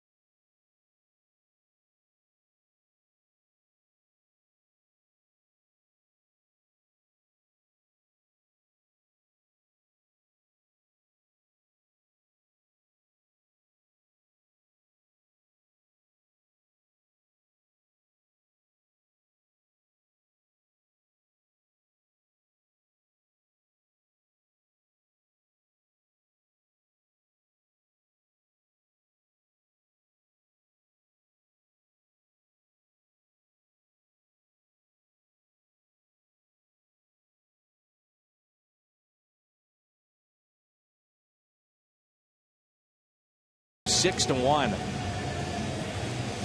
Sure, we have so many fans, Al, that are watching right now and going, what is going on? Why has this happened with this team? Because 28 days ago, just 28 days ago, the Cardinals led by a half game. And now they trail by 10. And we saw even worse for Pittsburgh. And kind of felt like, well, that never happened to us. Holiday on the first pitch, pops it up. And it's playable for Loney. One away. Missouri Lottery bringing you our Fox tracks this inning. Holiday is 1 for 2, and here's Berkman. Rounded out to second, first time up.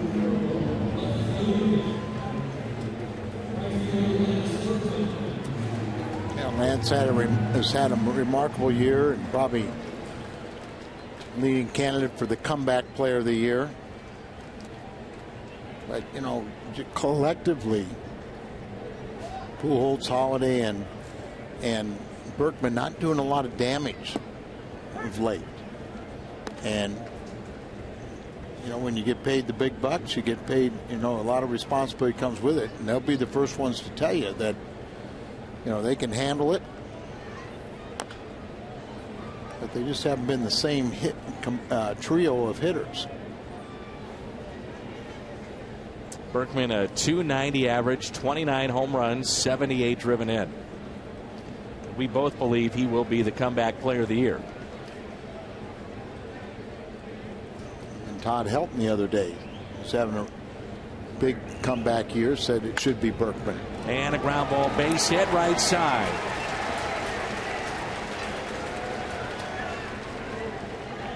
So one out base hit for Berkman. And it brings in Skip Schumacher, who has the lone RBI this afternoon. Monday, Foxmo. Let's take a look at the sweet swing from the left side of Berkman. Just kind of fights it off a little bit, muscles it on through the right side. So the big three, Albert, Holiday, and Berkman, all have hits in this game. Holiday scored the lone run on the RBI single by Schumacher. It was the only inning they put more than one hit together. That pitch is taken low by Skip. His was a base hit to right that scored Holiday, and that's all she has written so far. Right fielder awfully deep for Skip Schumacher. It's Juan Rivera. He goes the other way. That's a base hit for Skip. 2 for 2. Good to see Southern California native. Probably roots for the Dodgers frequently in his youth. But he only batted under 200 coming into today against the Dodgers in his career.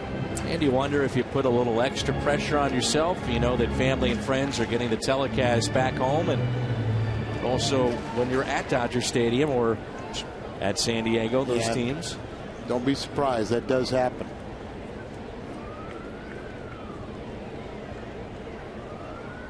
One out, 2 on for Gerald Laird. Trying to bunt his way on. Did he hit it outside the box? Oh, I'm convinced it sure looked from our angle that it hit him outside the box. Take a look at it as he bunts it. The Dodger bench is having a word with our third base umpire, Jim Wolf, to see if he saw it any better than home plate umpire Mark Wagner, but no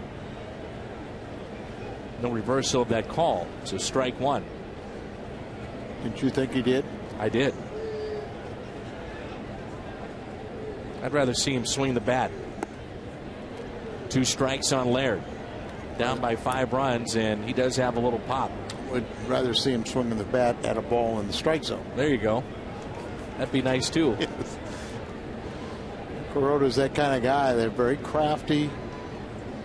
He's got the best ERA of any born Japanese pitcher. 3.60 in his career. 1 ball and 2 strikes.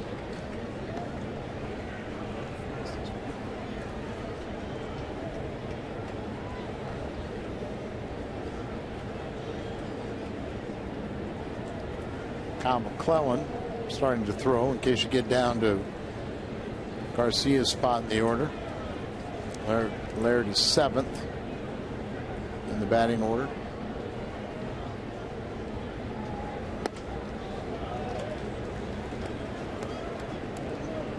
Two and two. See Kyle made 17 starts, so you would think he would be able to handle multiple innings.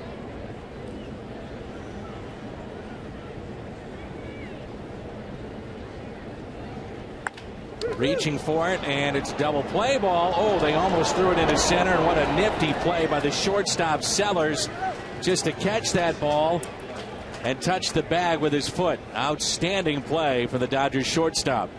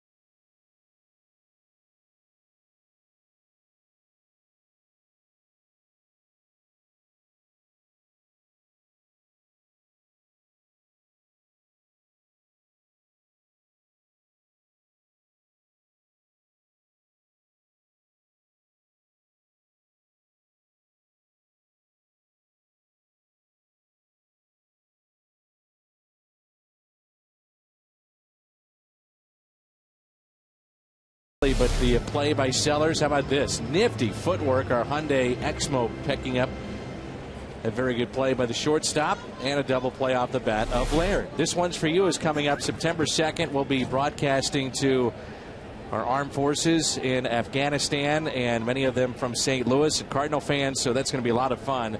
September 2nd, this one's for you.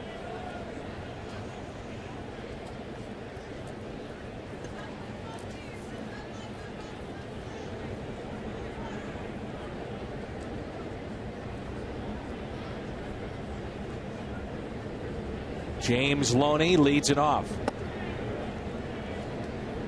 McClellan now has a seat, and watching him warm up, Hal, you're exactly right. Wasn't like he was getting ready in a hurry. It was just in case that spot came up. So just playing catch, just trying to get a little loose. So if you wanted to, Garcia is due up second. Depending on what happens this inning, you may extend him even one more inning. Correct. Ties him up with a good pitch, 2-1.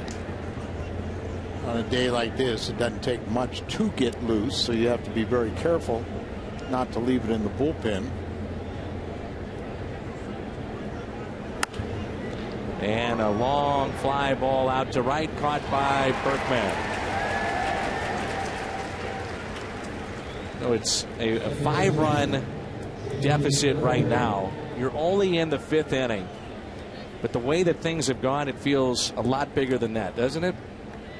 It's just hard at times to fathom that the Cardinals lead the National League in so many offensive categories, including batting average, runs, RBIs.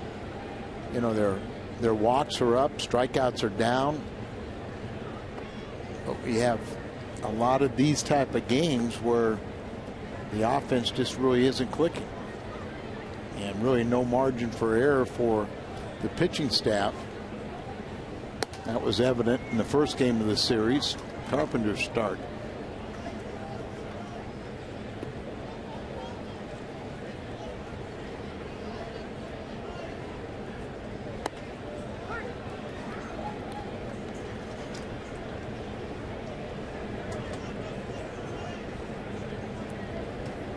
2 balls, 1 strike on Jamie Carroll. 1 out, nobody on.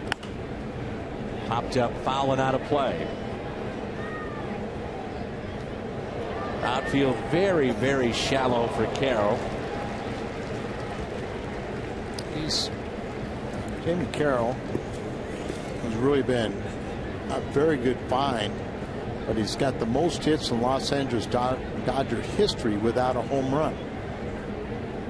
How many? 210. Jamie is led only 210. 210. Well, this is just with the Dodgers. Yeah, but even that sounds. He's led the major leagues with a 354 batting average, 40 for 113 as a pinch hitter since the start of '02. And here's a fly ball out to deep left.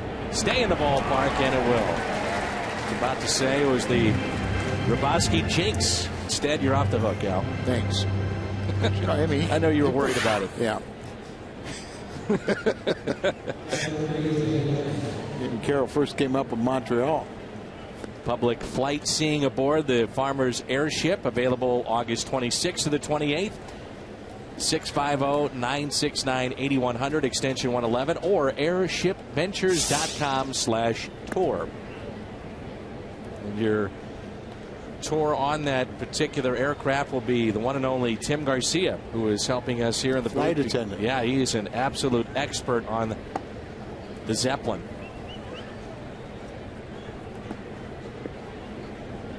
He was going crazy the other day. We've had no hitters being thrown, and we have to wake him up. But the other day, the Zeppelin is flying over, and he thought, I'm going to give you and Al a history lesson on the Zeppelin. It really was amazing. I thought, Al, I know you felt the same way. But Garcia, he's not wearing the glasses, so we know he's not sleeping.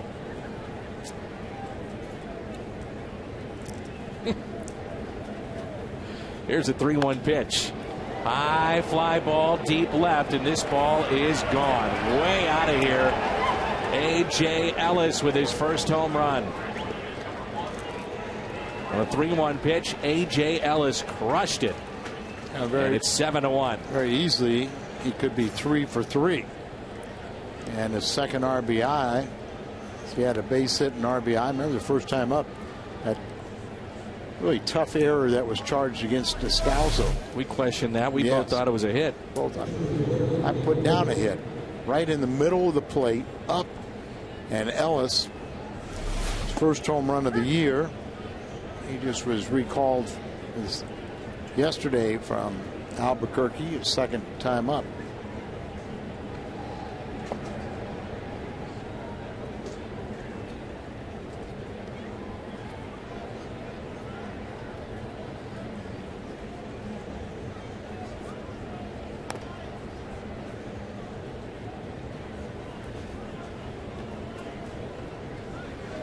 Mike Helling always likes to follow a home run hitter into the dugout. Mike Helling, our producer, and to see if that team will give him the silent treatment. He said that's his favorite thing in baseball, seeing the silent treatment after a home run. This has made Mike's day.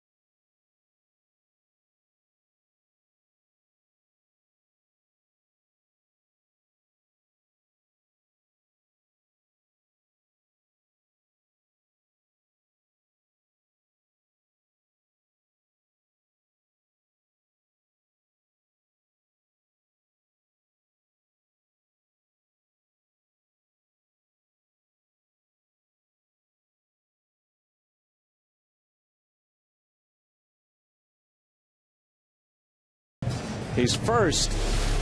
There's the silent treatment. Just look at, oh, now, yeah, come on over here. Yeah, that's how it's done. They did a pretty good job. They had from Cape Girardeau, Missouri. He had 2 home runs at Albuquerque this year, and that's a ballpark that the ball flies in at their altitude. And Pacific Coast League's known for a lot of offense. Only 19 career home runs in the minor leagues for Ellis.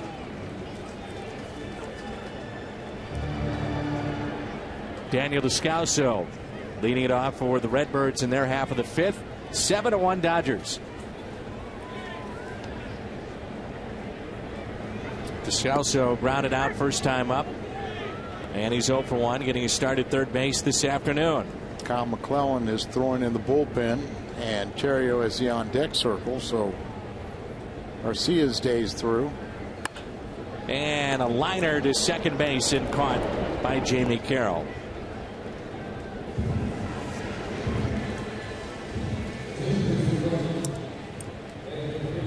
That'll be it for Jaime Garcia.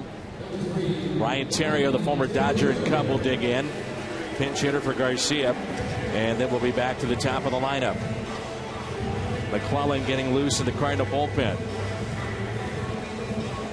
Extended innings should be no issue with McClellan, former starter this year. And the first pitch to Terrio is taken for a strike.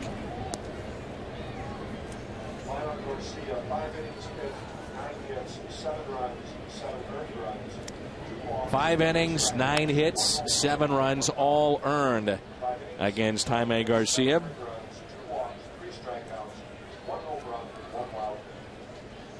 And essentially, it was 1 inning that did him in. 6 hits, 2 walks, and 6 runs in the third. Outside of that, the one mistake that he did make was the home run moments ago to A.J. Ellis. The wheels came off quickly after back-to-back walks in the third inning. They batted around that inning, and that was after the Cardinals had taken the lead on an RBI single by Schumacher.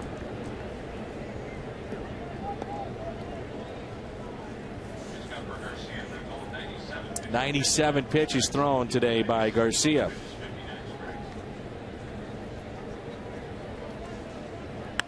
And a ground ball that Kuroda handles. 2 away. Al, you've been asking me between innings, what is it about? You knew it was something to do with you, and since you grew up in California, Sam in St. Charles wants to know, what was it like listening to the great Vin Scully?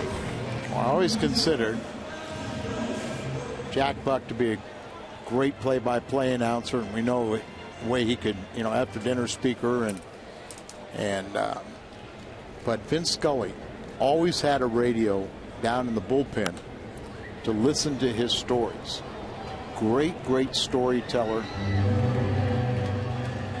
How long has Vinny been doing this? 50 years now? Well, he was in Brooklyn, which is amazing in itself. He's in his 80s. Doesn't travel on the road anymore. But 62nd year. 62nd year. And I mean, he just hasn't changed a day. Actually, he does do a little travel. Anything on the west West of the Coast. Rockies. Yeah. So he'll go to Colorado, and then that's as far as he'll go. But just a phenomenal broadcaster, and just I don't think anyone will question he's one of the absolute best of all time. His stories were just had to listen to his stories, the way he could weave them in and out of a game. 1950, first year for Vin Scully behind the microphone. And he does those games by himself, which I know you appreciate. What a dream that must be. I set you up for that. Yes, you did. Thank you very much. You having any more surgeries, Al? Because that was something else. I was going to say, some days, we could accomplish it. And there's a walk to John Jay.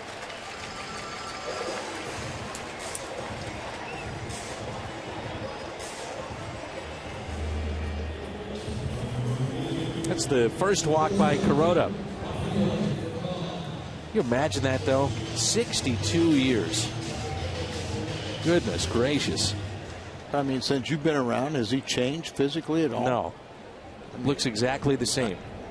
Strong, the voice, everything is just, and you remember it.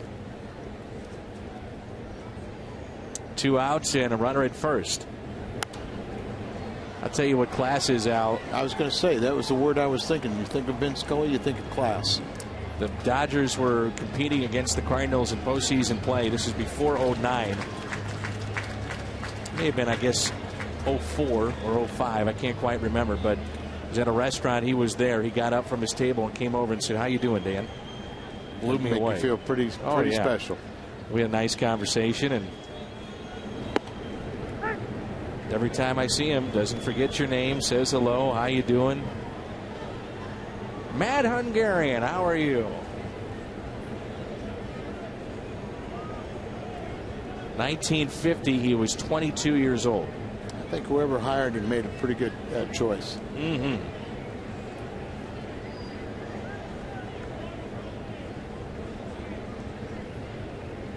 Here's the 0-2 pitch, and it misses low to Rafael Furcal. 22 when he began in Major League Baseball.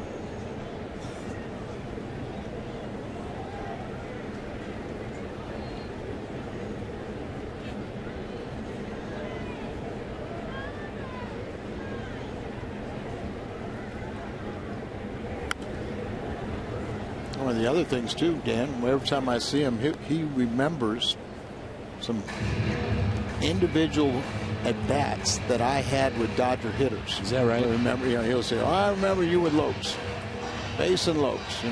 Like a 20 pitch. I think of the Jack Clark home run. They have a shot at Tommy Lasorda, and he's saying, "Should I pitch to that so and so?" He did, and he got burned.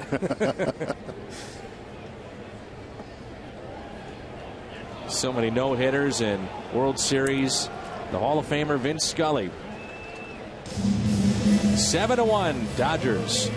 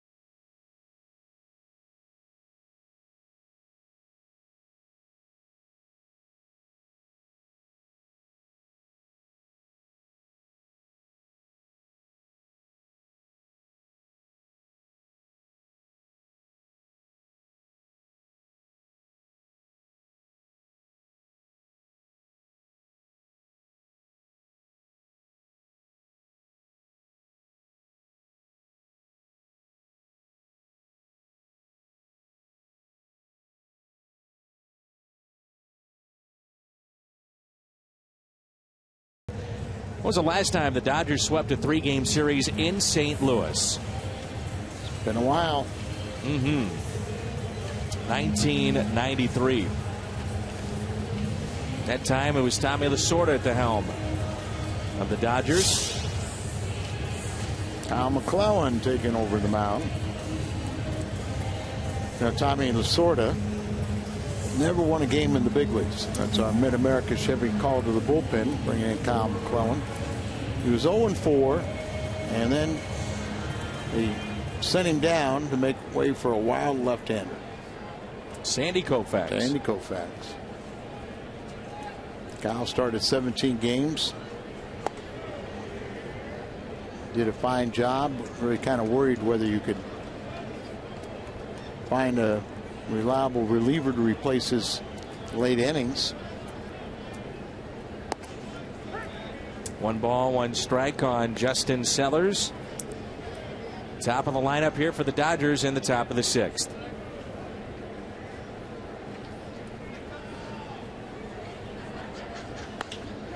There's a high fly ball out to left off the end of the bat. Going back, Holiday, and makes the catch on the track. Sandy Koufax didn't get off to a great start, but he finished with unbelievable numbers on his way to the Hall of Fame. See that? 314 starts, 165 and 87. 23, almost 24 100 strikeouts. Said 4 no-hitters. Wasn't only the fastball, it was just a devastating curveball. And he really was a wild left-hander for first 4 or 5 years.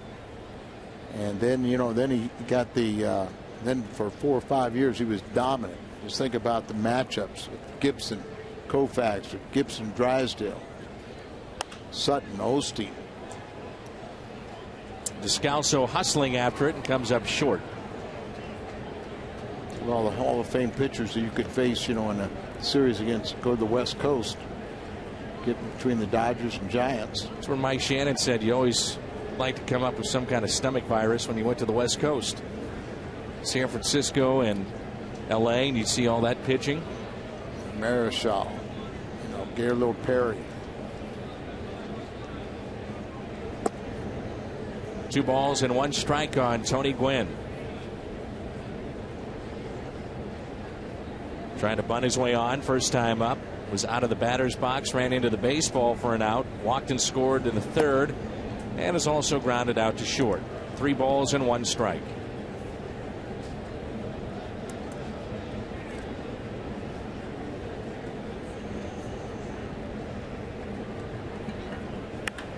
Gwynn rips it down the right field line, but foul. His dad over 3,000 hits and nearly picked up number 3,000 the same night that Mark McGwire hit number 500.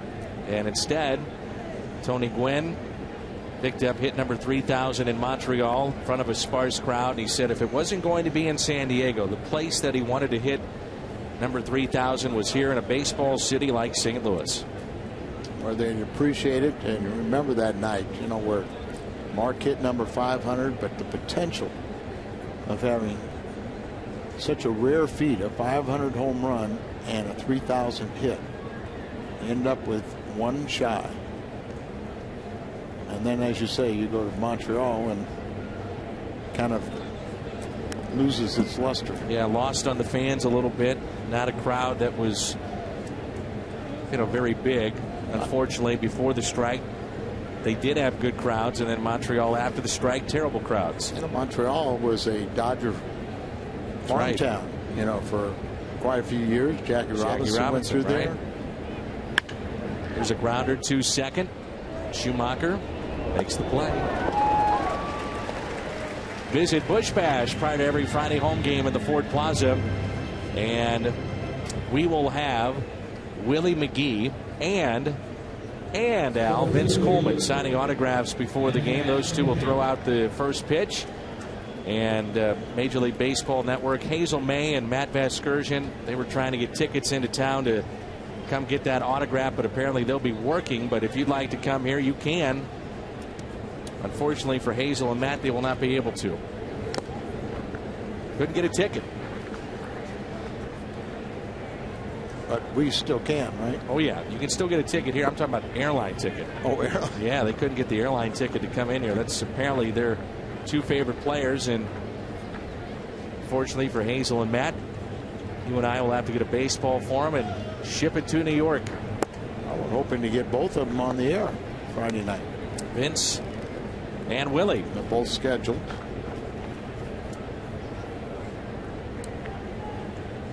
Willie throwing out the first pitch. I'm curious about the last time he was in the Gateway City. I can't think of any time he was back in here. I assume he was in here for the closing of Busch Stadium 2. I want to think so, and then never been back for the Winterfest. I don't believe so. Yeah, he's such a private person, family man, and he's kind of always told us that, you know, once the kids get a little older, you know, he'd like to try and get back to St. Louis a little more frequent, but very involved with his kids.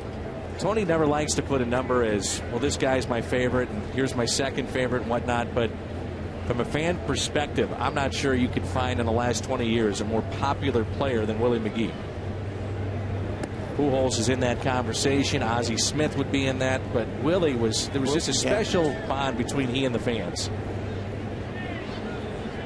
Yeah, there's no doubt about it. Just how humble Willie was, just innocent.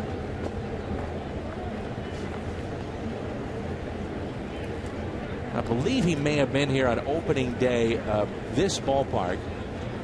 May have caught a ceremonial first pitch. We can look that up. Talking about Willie McGee. That sounds right. Cardinals have been out hitting this ball game 9-6. They trail 7-1, and a 3-2 pitch to Matt Kemp. Lined into left field for a base hit. Matt Kemp with a 2-hit afternoon. Looked like the back foot even slipped out, reaching for that baseball and driving it into left. Watch the back foot as starts his swing. Hit pretty hard off his front foot. Brings in Rivera as a double and an RBI. Also a little confrontation with Gerald Laird. Laird trying to block the plate. We mean block it. And the ball got away. You've never seen that, have you? No. The way that he was trying to block the plate. A couple interior linemen doing battle. Outfield is straight away for the cleanup man of the Dodgers. 1 ball, 1 strike.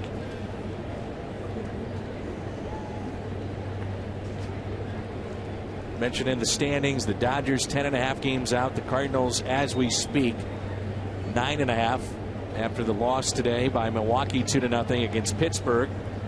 And the Phillies lead Atlanta by 6.5 in the National League East.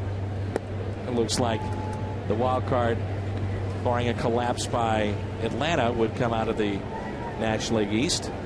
Not a lot of intrigue with these races in the National League. And then Boston's got an 8.5 game lead in the wild card over Tampa Bay. Boston and Yankees, you know, one of them going to win. Both of them kind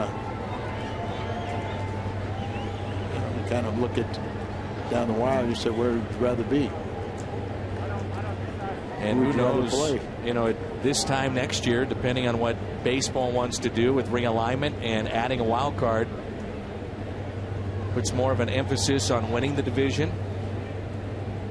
What you get with home field. 3-2 the count. Would be a little touch of drama to have extra wild card teams, and then they play 1-game playoff to see who advances. A 3-2 pitch, and this is hammered out to deep left field, and you can make it 9-1 Dodgers over the bullpen and left, and a long home run for Juan Rivera, his 3rd of the year.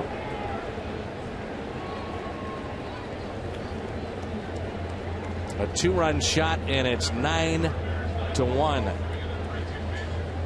3-2 pitch, and no doubt about it. He hit 4 home runs last night.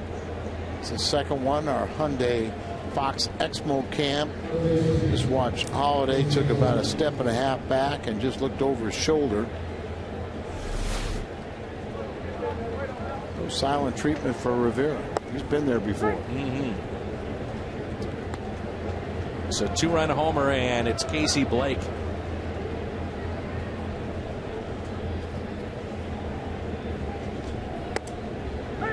0-2 the count.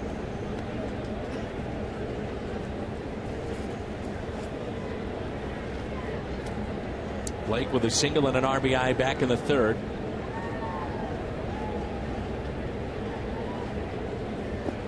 Check swing, and he went. 2-run homer by Rivera. Dodgers lead at 9-1.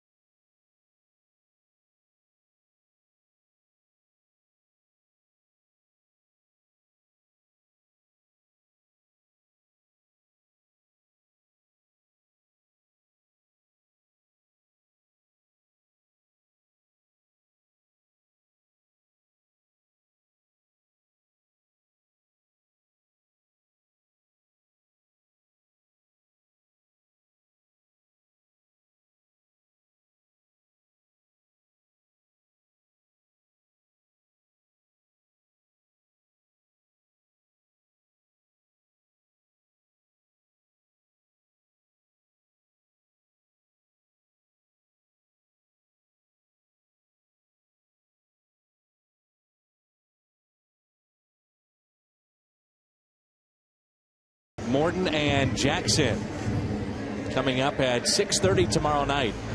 It's our Budweiser What's on Tap on Fox Sports Midwest. Along with the Mad Hungarian Al Raboski, I'm Dan McLaughlin, and it's all Dodgers yet again.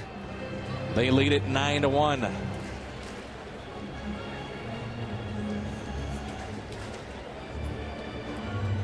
Here's Albert Pujols. And Pujols today, base hit. Again, a reminder, if you're watching, $5 tickets in honor of Pujols. 2,000 seats available for the 5th, the 6th, and the 7th against Milwaukee.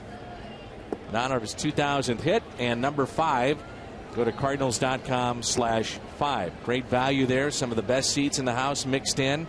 Those 2,000 seats, and they're only $5. That sale is only available until midnight tomorrow. Started at 10 a.m. today and available until midnight tomorrow. Albert 1 for 2. Average currently at 290. That's something you'll be keeping an eye on. Can he get to 300 yet again? Extend his major league record of 11 consecutive years, 330 or more home runs, 100 or more RBIs. Career hitter coming into play this season, 331. And he's sitting on 31 home runs to lead the National League, 77 RBIs. Pujols here, then Holiday and Berkman.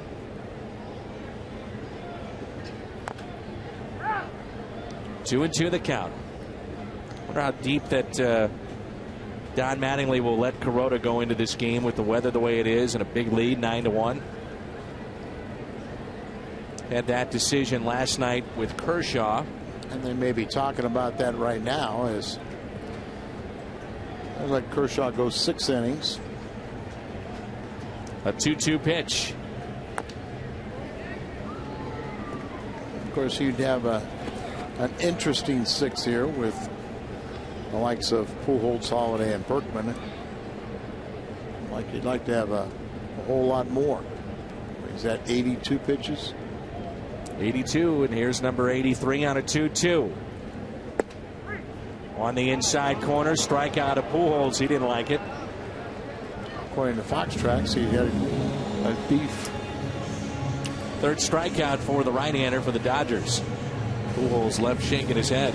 Lou Brock collects career stolen base numbers 800 and 801. A 6-2 Cardinals win over the Braves back in 1975. It's our This Date in Baseball History, brought to you by Schnucks. So what makes this place, Al, as you know, so special. You walk into the ballpark, you never know. You might see Bob Gibson, Stan the Man. Red Shandy's is always here, night in and night out. Lou Brock. Last night we had Whitey Herzog. Kemp shading from the sun with the glasses down, and there's 2 away.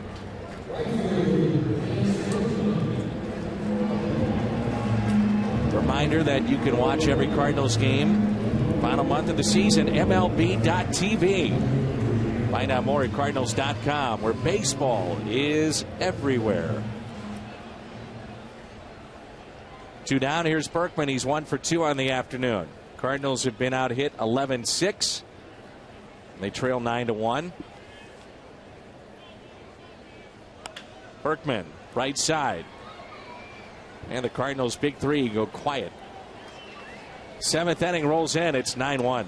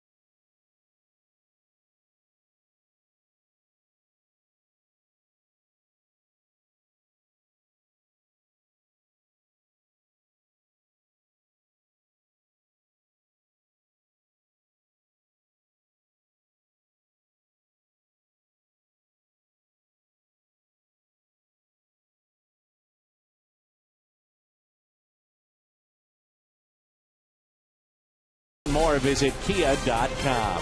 Right now, come out to the BMW Drive for Team USA event and get behind the wheel of a BMW to show your support. And by the new Jumbo Breakfast Platter for just $2.99 at Jack in the Box at participating restaurants. Beethoven doesn't look so happy. Might be watching this game as a Cardinal fan. Well, a disturbing trend that you see with the Cardinals last handful of years has been the fact that they don't finish up very well in August and September. You know, we remember last season when it looked like early September they moved into first place. Looked like it was poised for that great, Tony La Russa stretch run. But then you see that stat and go back to 06. Mid-America, Chevy called to the bullpen Arthur Rhodes, the veteran left-hander.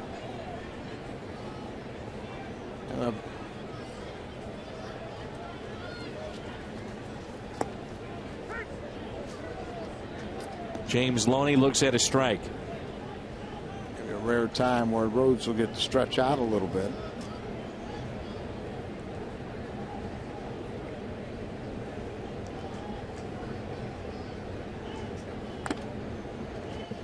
Caught Laird and he's catching his senses. Strike 2.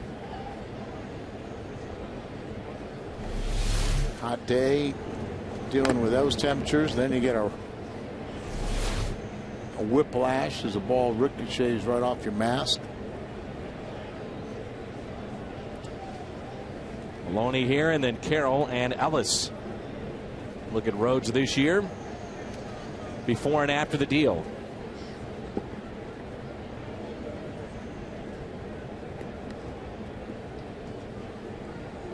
First of 4 against the Pirates tomorrow night will come your way at 6:30. Charlie Morton trying to pick up his 10th win, and so is Edwin Jackson.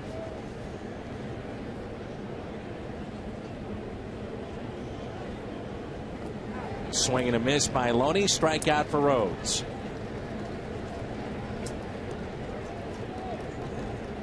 Kind of, since when he got here from his trade deadline, or after he got let go by Texas, he was a little rusty. And with more work, he'll get sharper. Got the big strikeout. First game of the frame of Ethier. Thought we were going to win that game. Carpenter start, and just it wasn't to be. 1 out, nobody on, and that pitch taken low by Jamie Carroll. Get you caught up in some of the baseball this afternoon. One final in, and that's Pittsburgh over Milwaukee 2-0. The Mets, bottom of the 8th, leading the Phils 7-4. They're in the top of the 4th. Astros over the Rockies 5-4. And Cincinnati just underway down in Florida.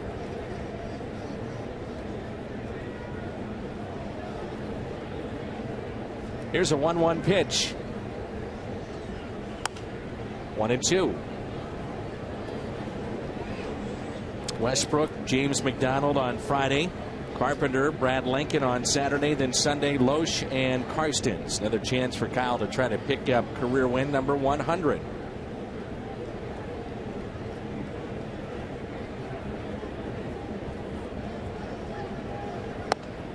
This is in 2-2. Tough game last night for Kyle Loesch, so hopefully he can rebound from that. Gotta figure out what went wrong, what went right.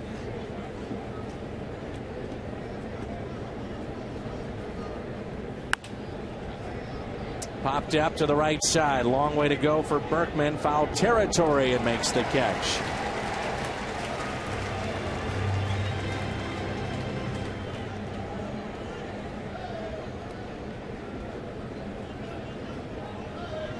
So 2 away. That brings in Ellis, who hit a home run back in the 5th inning. Essentially that knocked out Garcia. Then we saw the following inning, Kyle McClellan, he gave up a 2-run homer. The Dodgers offense, for being 15th in runs scored, they certainly have come alive this series against St. Louis.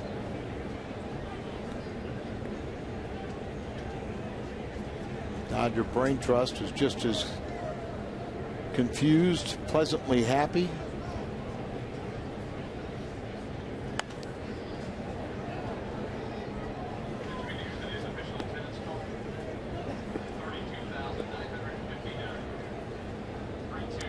Ramon Hernandez, Chris Iannetta, and Rod Barajas. Multi-home run games against the Cardinals this year. Barajas last night, which was his 11th in his career. See, I haven't really got confused, Johnny Bench confused with those guys, have we? I don't think so.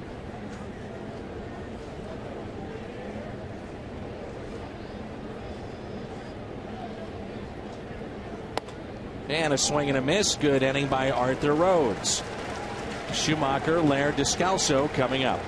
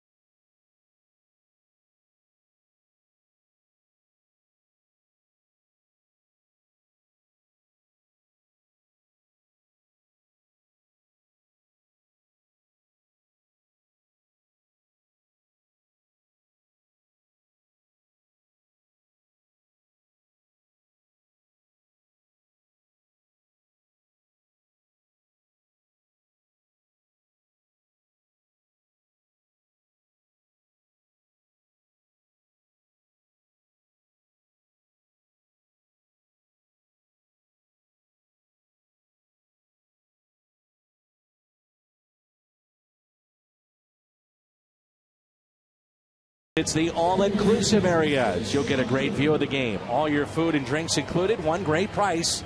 All-inclusive tickets at Cardinals.com. What is going through his mind right now? Boy, it's been a tough series for the Cardinals and Tony La Russa. You know, Alan, we talked about it too. Is again, Tony is never going to concede that it's over until you're officially eliminated, but you're also trying to find out things for next year too, and that means some of the call-ups that might happen here next week. What kind of playing time do you want to give to them? What do you do at back end of games? Maybe a start or two for somebody. Who knows? Schumacher's had a good day. A lot of potential free agents.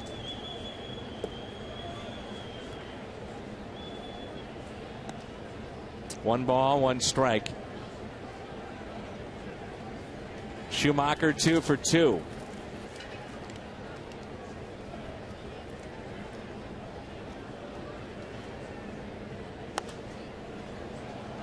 One ball and 2 strikes.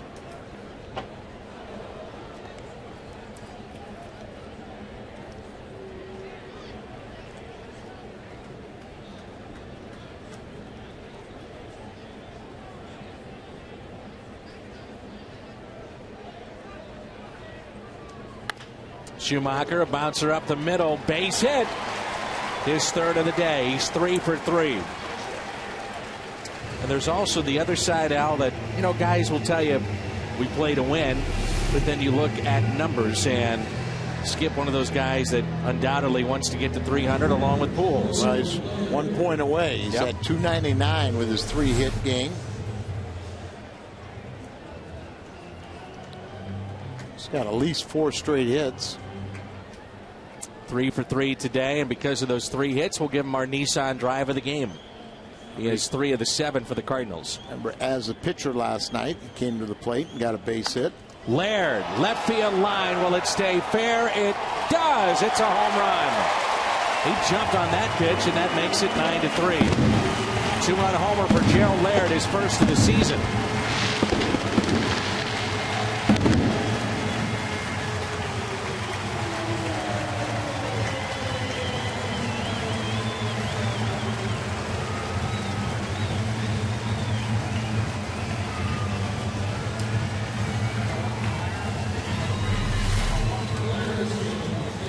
Said he jumped all over it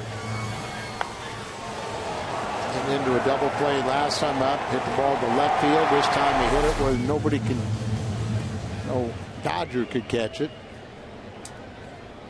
Descalso, still nobody out, 9-3. He'll get the bullpen up and throwing for Los Angeles, lefty and a righty. They have a couple of former Cardinals out there, one of them being Blake Hawksworth, the other Mike McDougall. Hawksworth won't be available today after going 2+ innings, I'm sure, last night.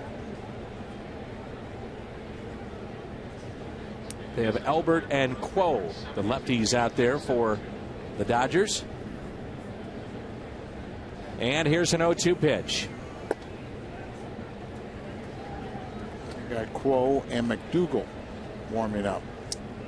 I would think it would never be very comfortable to hit against Mike McDougall, especially when he was trying to get healthy again when he was with St. Louis.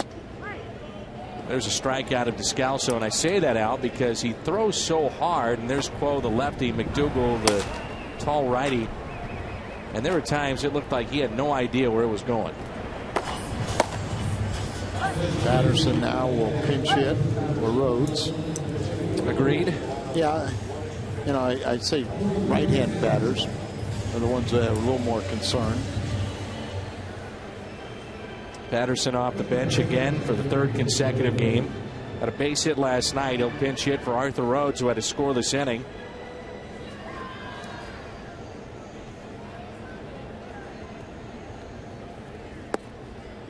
Cardinals have used Terrio as a pinch hitter today, and now Corey Patterson.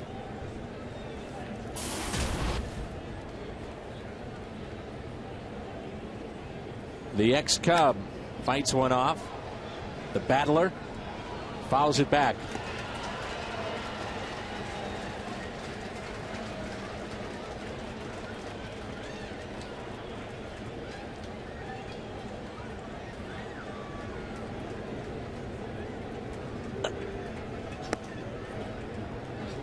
Trying to go up the ladder on him.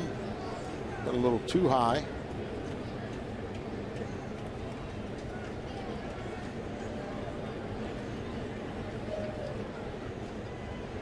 One-two pitch. Pulled by Patterson. It stays fair. Loney stays down on it. And they get the out.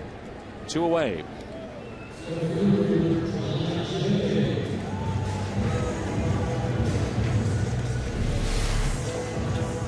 Loney smothers it, stays down on it, gets it, and then a race to the bag. Hyundai Exmo. I'll tell you that Loney beats Patterson.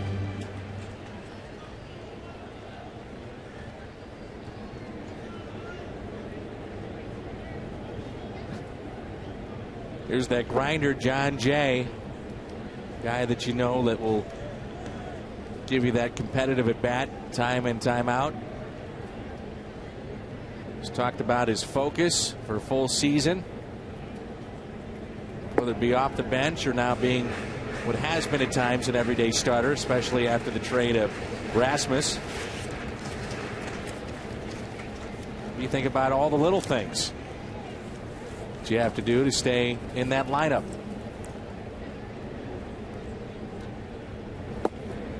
And we were talking about Stavanoa last night, talking about having a great year at the minor league level, but not on the 40-man roster. Last night he homered for the 27th time. Wow, number 27. 27th, huh? And also collected his 100th RBI. Here's a ground ball. Loney backs up. And another race to the bag, and he's there. Cardinals go quietly yet again, but they pick up a 2-run shot from Laird. It's 9-3.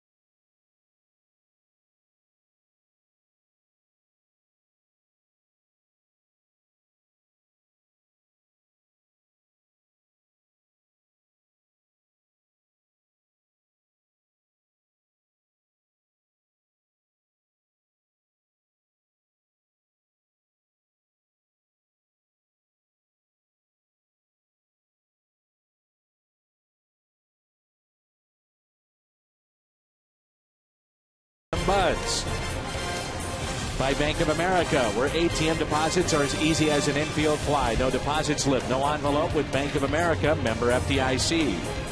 And by AT&T. Ice cream on a hot afternoon.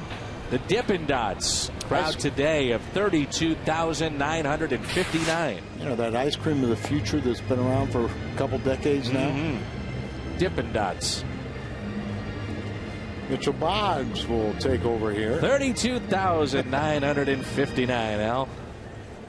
Some of them got stuck in the turnstile, but warm afternoon. Mitchell appearing for the 44th time, 3.66 ERA. Giving up more hits than any pitches. Oh, sorry, Al. Dan, whatever you want to do, I'm for it. Eugenio Velez. We'll keep a watchful eye on him. Let's see if he can get a base hit. No, I kind of like the fact he's 0 for the Dodgers. He has not had a hit wearing this uniform. Now his numbers in the minor leagues, are phenomenal. But that's the minor leagues. And here for the Dodgers, he's 0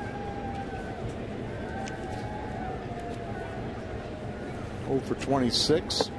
Al, doesn't it seem like we see more prospects now at Double-A than you do at Triple-A?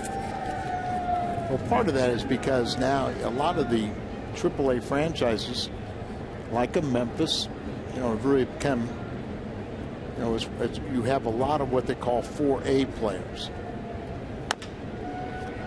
For Cowell to first, and got him. And I mean, just with that speed, you'd think he'd buy a hit here or there, steal one.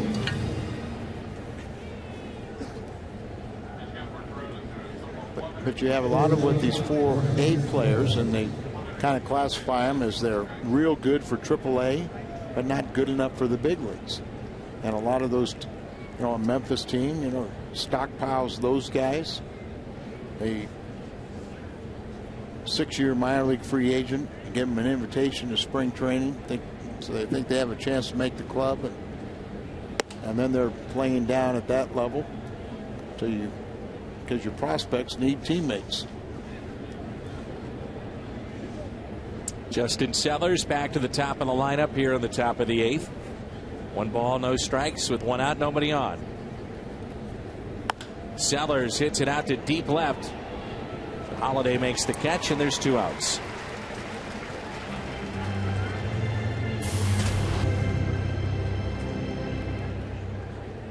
Brings in Tony Gwynn. Walked and scored back in the 3rd. Pair of ground outs. And also tried to bunt his way on, and it hit him coming out of the batter's box, and that was an out. 0 for 3 today.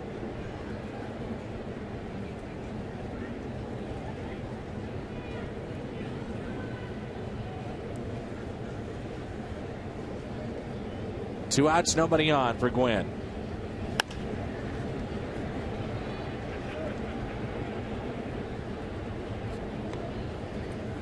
There's been a little bit of a breeze running through the ballpark, but it is scorching hot.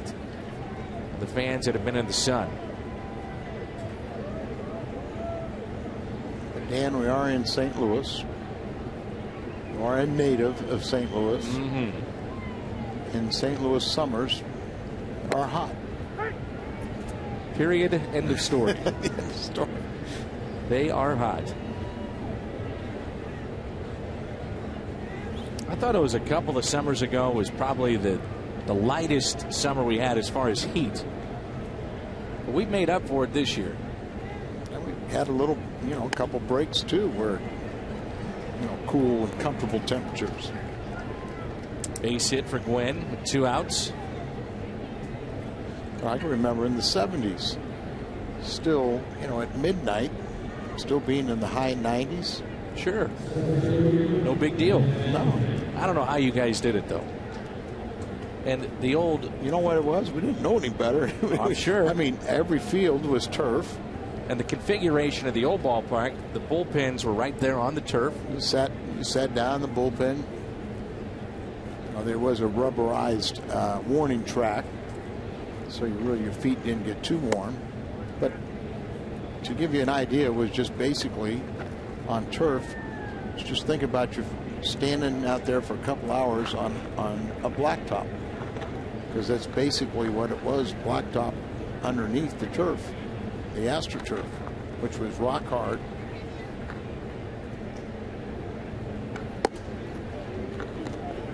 Two and 0 to Matt Kemp. Now, I don't know if you've seen this, you probably know more about it than me, but they're trying to make some studies between all the ball players that have died of different types of cancer and AstroTurf. Is that, I had not heard that.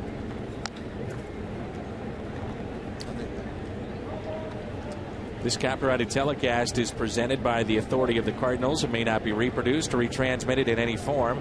The accounts and descriptions of this game may not be disseminated without the express written consent of the St. Louis Cardinals. Now, that would be something. I don't know if there's any validity to it, but I think it kind of restarted up because of Gary Carter. With all the years he played in Montreal and that turf, there's been an awful lot of the Kansas City Royals have died of different forms of cancer.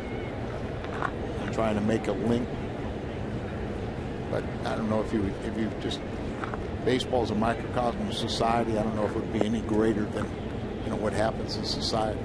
2-2 pitch, and it's swung on and missed by Kemp. Good work by Boggs. Bottom of the 8th rolls in when we come back in a hot afternoon here at Busch.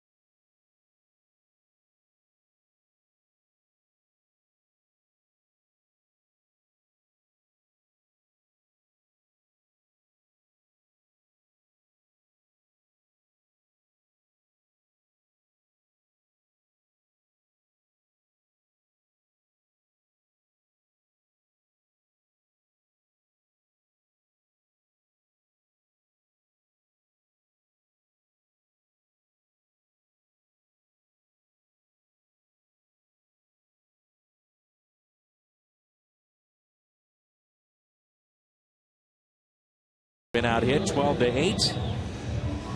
And Mike McDougall, tall right-hander, takes over for Los Angeles, and he's got it back together this year, Al.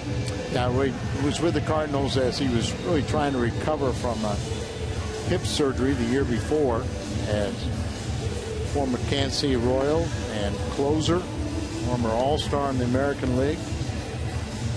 Tall drink of water, gangly, all arms and legs kind of coming at you. Looks like you'd be tough on right-handed batters. He had a very nice season for the Dodgers. Last year, 17 games for St. Louis and had an ERA that was over 7. He was 1-1 in 18 2/3. He gave up 23 base hits. And McDougall will face Rafael Furcal to start the bottom of the 8th. Had a 2.18 ERA. Allowed just 12 hits with runners in scoring position. Allowed just 3 home runs in his 45 1/3 innings this season. Furcal, Pujols, and Holiday for the Redbirds, 9-3 in favor of the Dodgers. Furcal with a base hit back in the 3rd inning.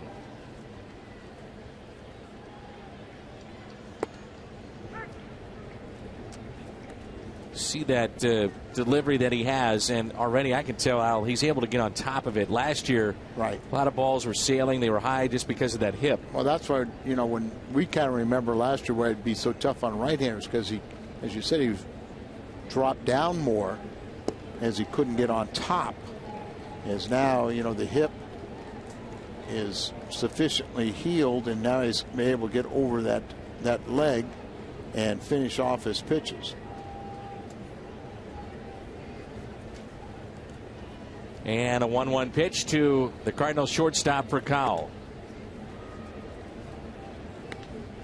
And at times he can be very effectively wild, which helps out. Speaking of shortstops in the minor leagues, how about Tyler Green? He goes down to the minor leagues and he puts up great numbers. He plays solid defense. He's hitting around 340. He will get called up. But another guy that you might want to give that extended look to see, okay, is he a guy we can count on every day? Can he play at this level? Well, so far, he's proven that he can't. But like you said, he goes down and puts up great numbers. And in my mind, this is the biggest difference between AAA and the big leagues that I've ever seen. What do you think that is? Who knows, huh? I don't know.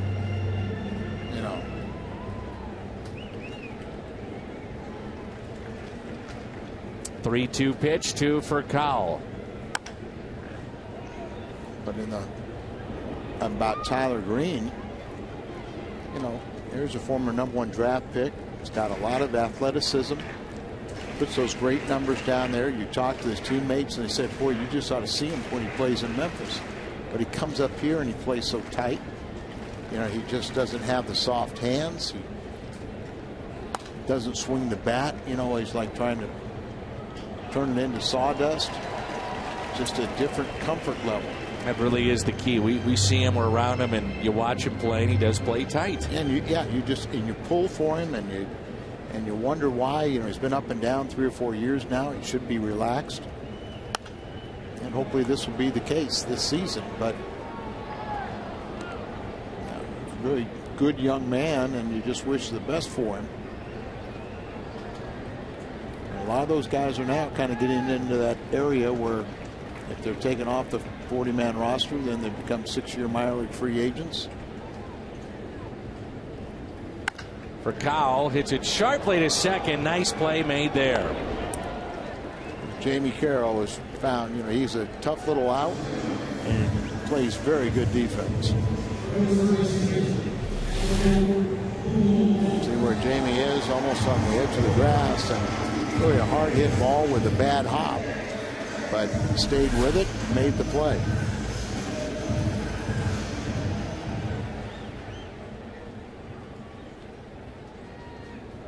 Here's Pujols.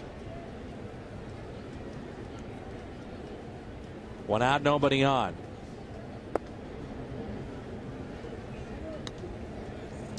Needs another hit.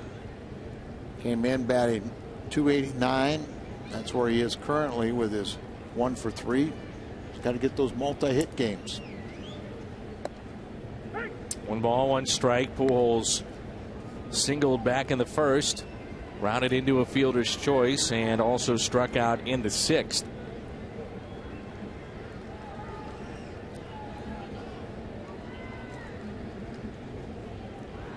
One pitch to Albert Pujols. Here it comes. Ooh. 97. Power against power right here. It's $5 tickets still available until tomorrow at midnight in honor of Pujols. 2,000 seats for the 5th, the 6th, and the 7th at $5.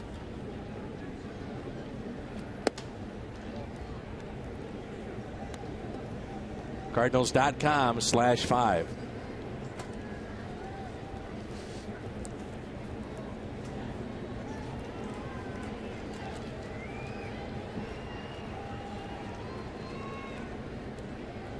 Two. Strikes out for the 2nd consecutive time. You thought a couple weeks ago Albert kind of realized that he was really expanding the zone, chasing too many balls, wouldn't take walks. Trying to figure that out, and it's not the way he's going to get to 300.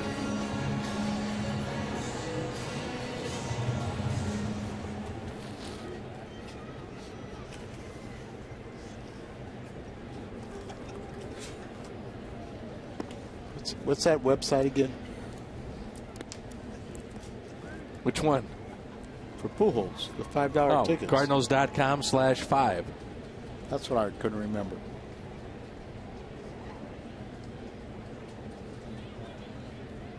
Here's Holiday.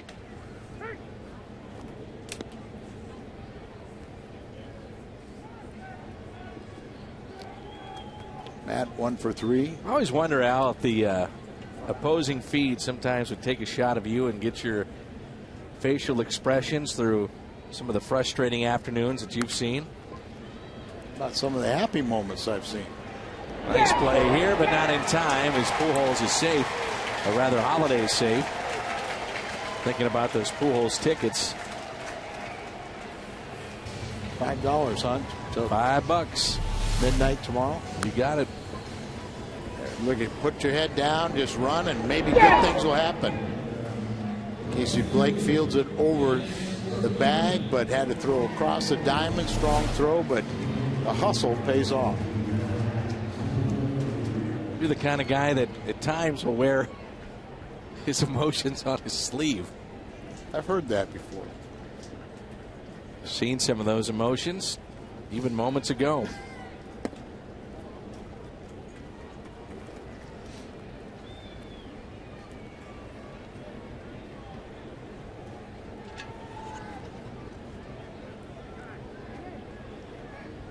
Put a little scare in the Dodgers right here.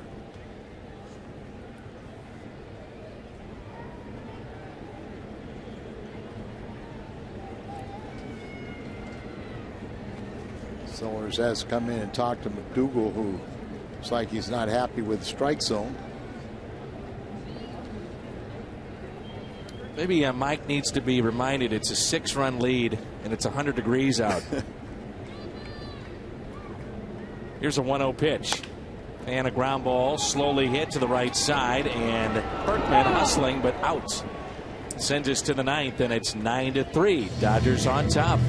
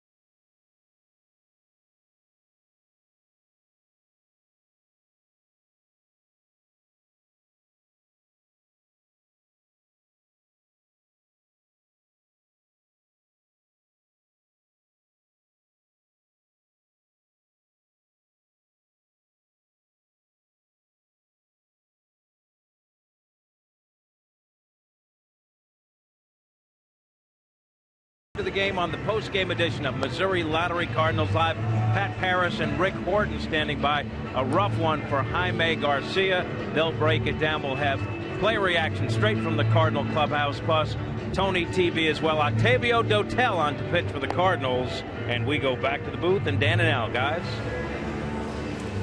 Octavio Dotel coming into this ball game. As you can see, his trade, he's 0-2. Better ERA than before the trade. Cardinals really like his arm, getting up there in age now and working back-to-back games. Unfortunately, he's been forced to work back-to-back games and blowouts, where they like to have him well rested for an assignment trying to protect a lead. Juan Rivera will be the hitter. Top of the 9th, and there's a strike at the knees.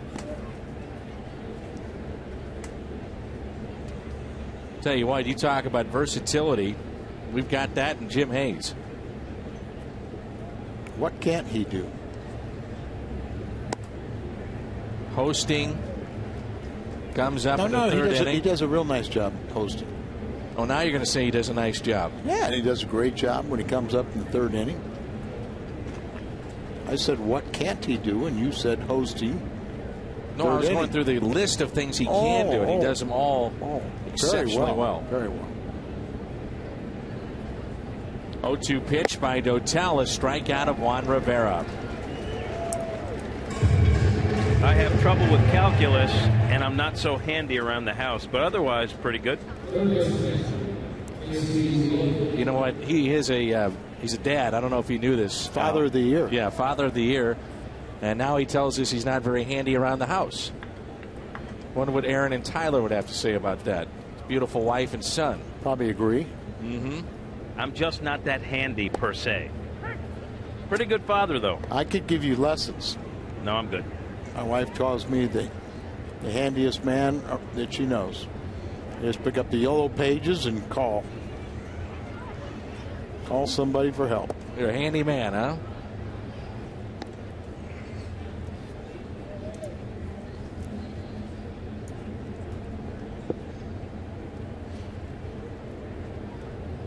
This is June, right?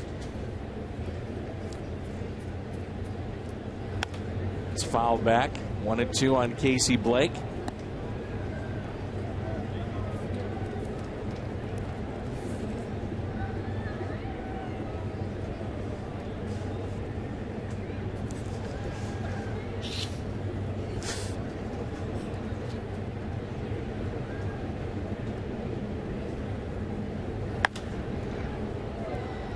Fly ball to left.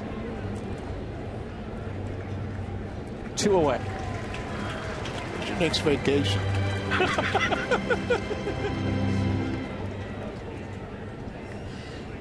I've only been back for 3 games and you want me gone. No. Here's James Loney. I think you would like to see the Cardinals back to the winning ways. No doubt. No doubt. The other thing that Jim does is that he'll be in that clubhouse getting all the post-game reaction. Hear from Tony La Russa coming up. Not an easy job. Not times like these. And he does it very well.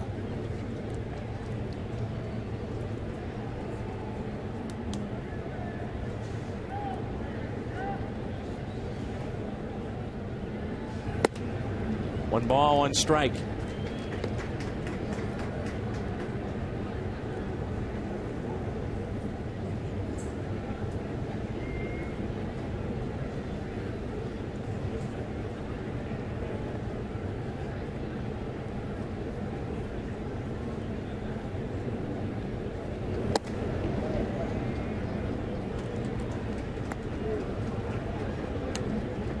Loney's had a nice afternoon with a pair of hits. Run scored, RBI, single and a double. He's also flied out to right and struck out.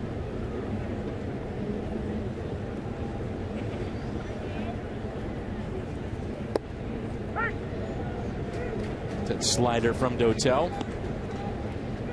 He was a closer in Houston. We saw him a bunch. He'd throw hard and had a nasty slider.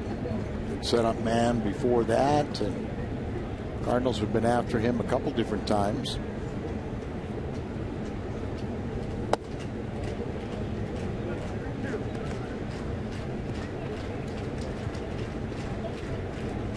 See many rally caps out right now.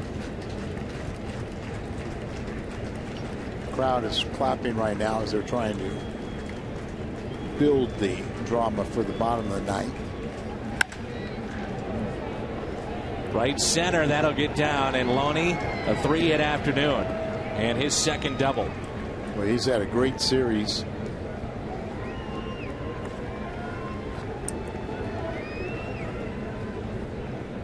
Brings in Jamie Carroll, who has a base hit today.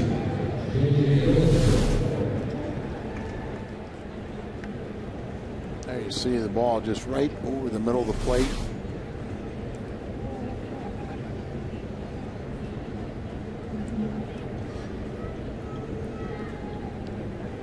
Two outs, runner at second base for Jamie Carroll.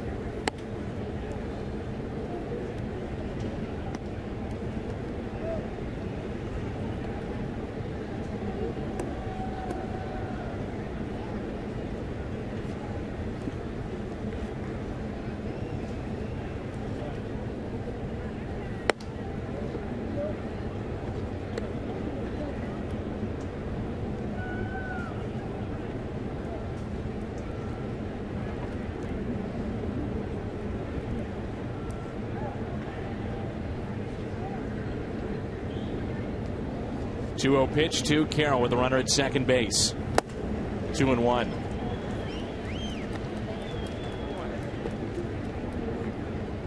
Carroll with 3 flyouts and a single in the third inning.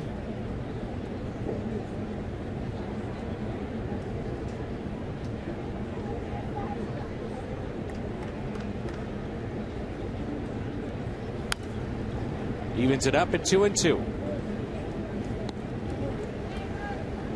Cardinals will have Schumacher coming up, Laird and Descalso.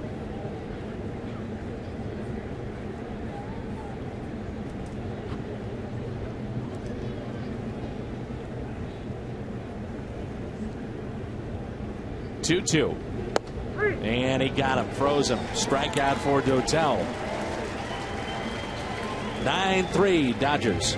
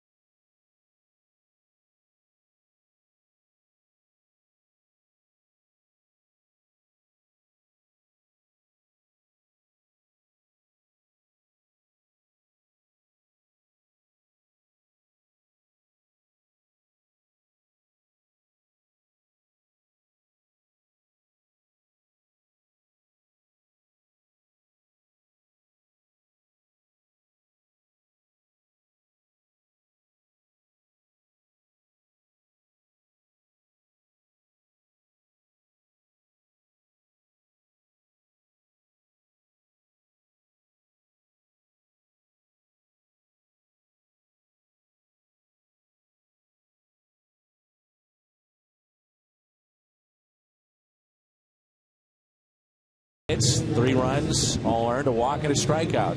4 of them.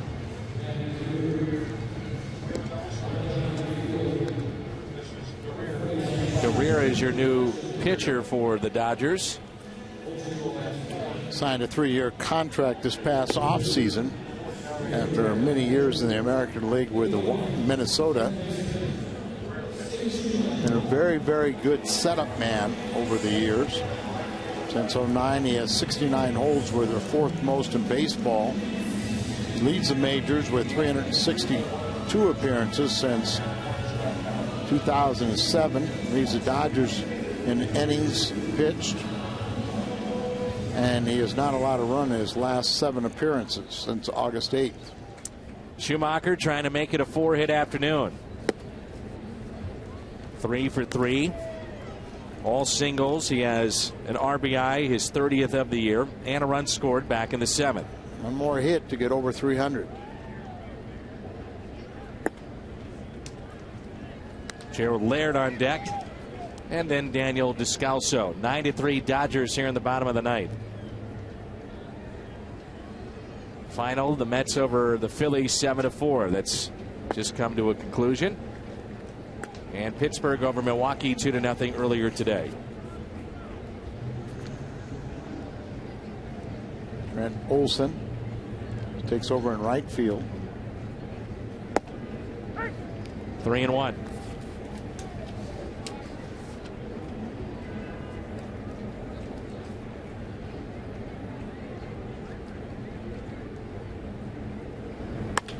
Up the middle, and it's a base hit. 4 for 4 today for Schumacher. And once again, we can say he's a 300 hitter. 4 hits in the night. Remember, late last game, or last night, after he pitched, he came up to the plate and got a base hit. So at least 5 straight hits. They're showing a 301 average now for Schumacher. Gerald Laird got a big 2-run home run his last time up. Laird hits it to short. Out at second. And safe at first.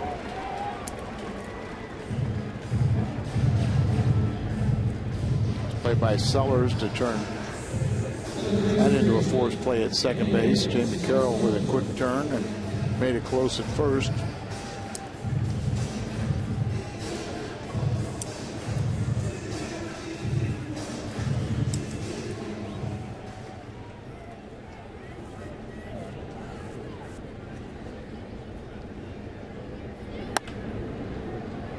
It's out of play off the bat of Descalso.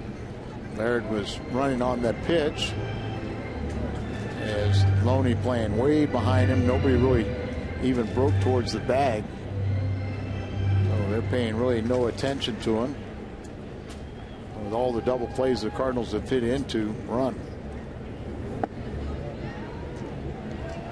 Buehler's indifference.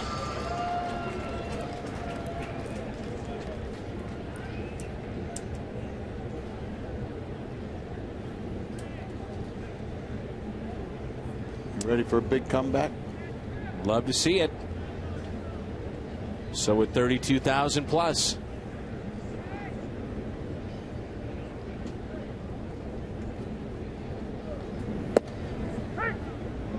One and two.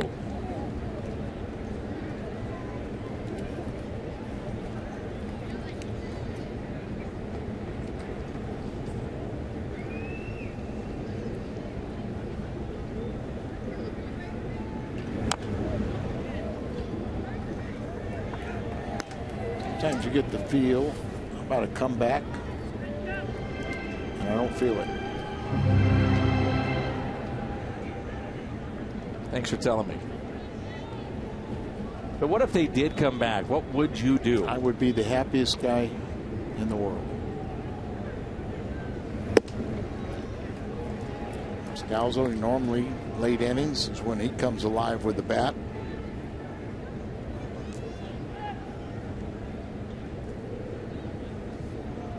It's only a 6-run deficit.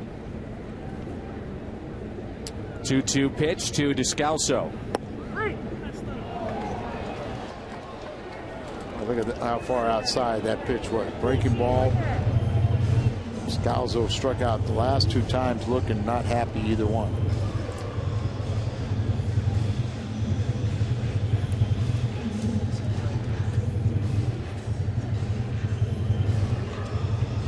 Alan Craig up to Allen to extend this game.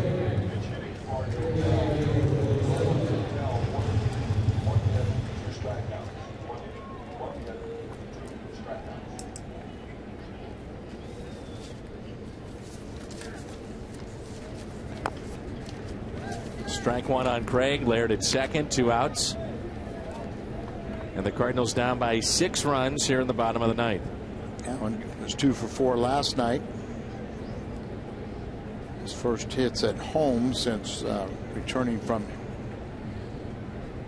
his injury. His 54 games with a fractured kneecap.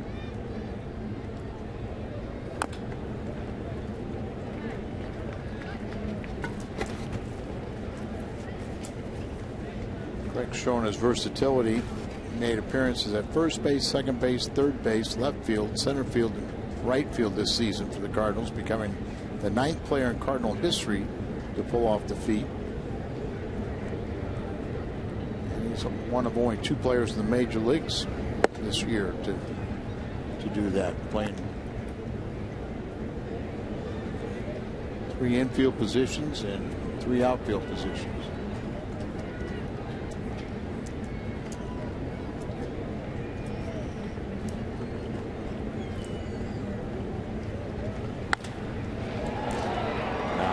Fly ball into right center. Will this do it? Ground rule double. Alan Craig. Run will score.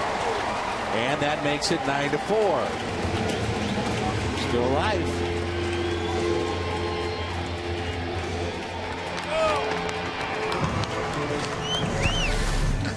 Alan Craig has a great power to the opposite field. Giving chase on it, and it hits in the middle of the warning track, bounces for the ground rule double. Laird taking second base pays off. Great places, John Jay.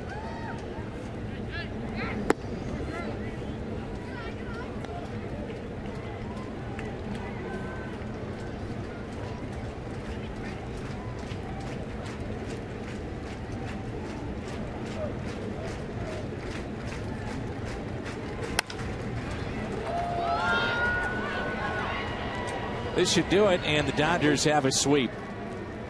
9-4 our final today. Hey, can't wait to see the Pittsburgh Pirates tomorrow. Start our winning streak. Start that winning streak over, and the postgame show is coming up. Frustrating 3 ball games against Los Angeles.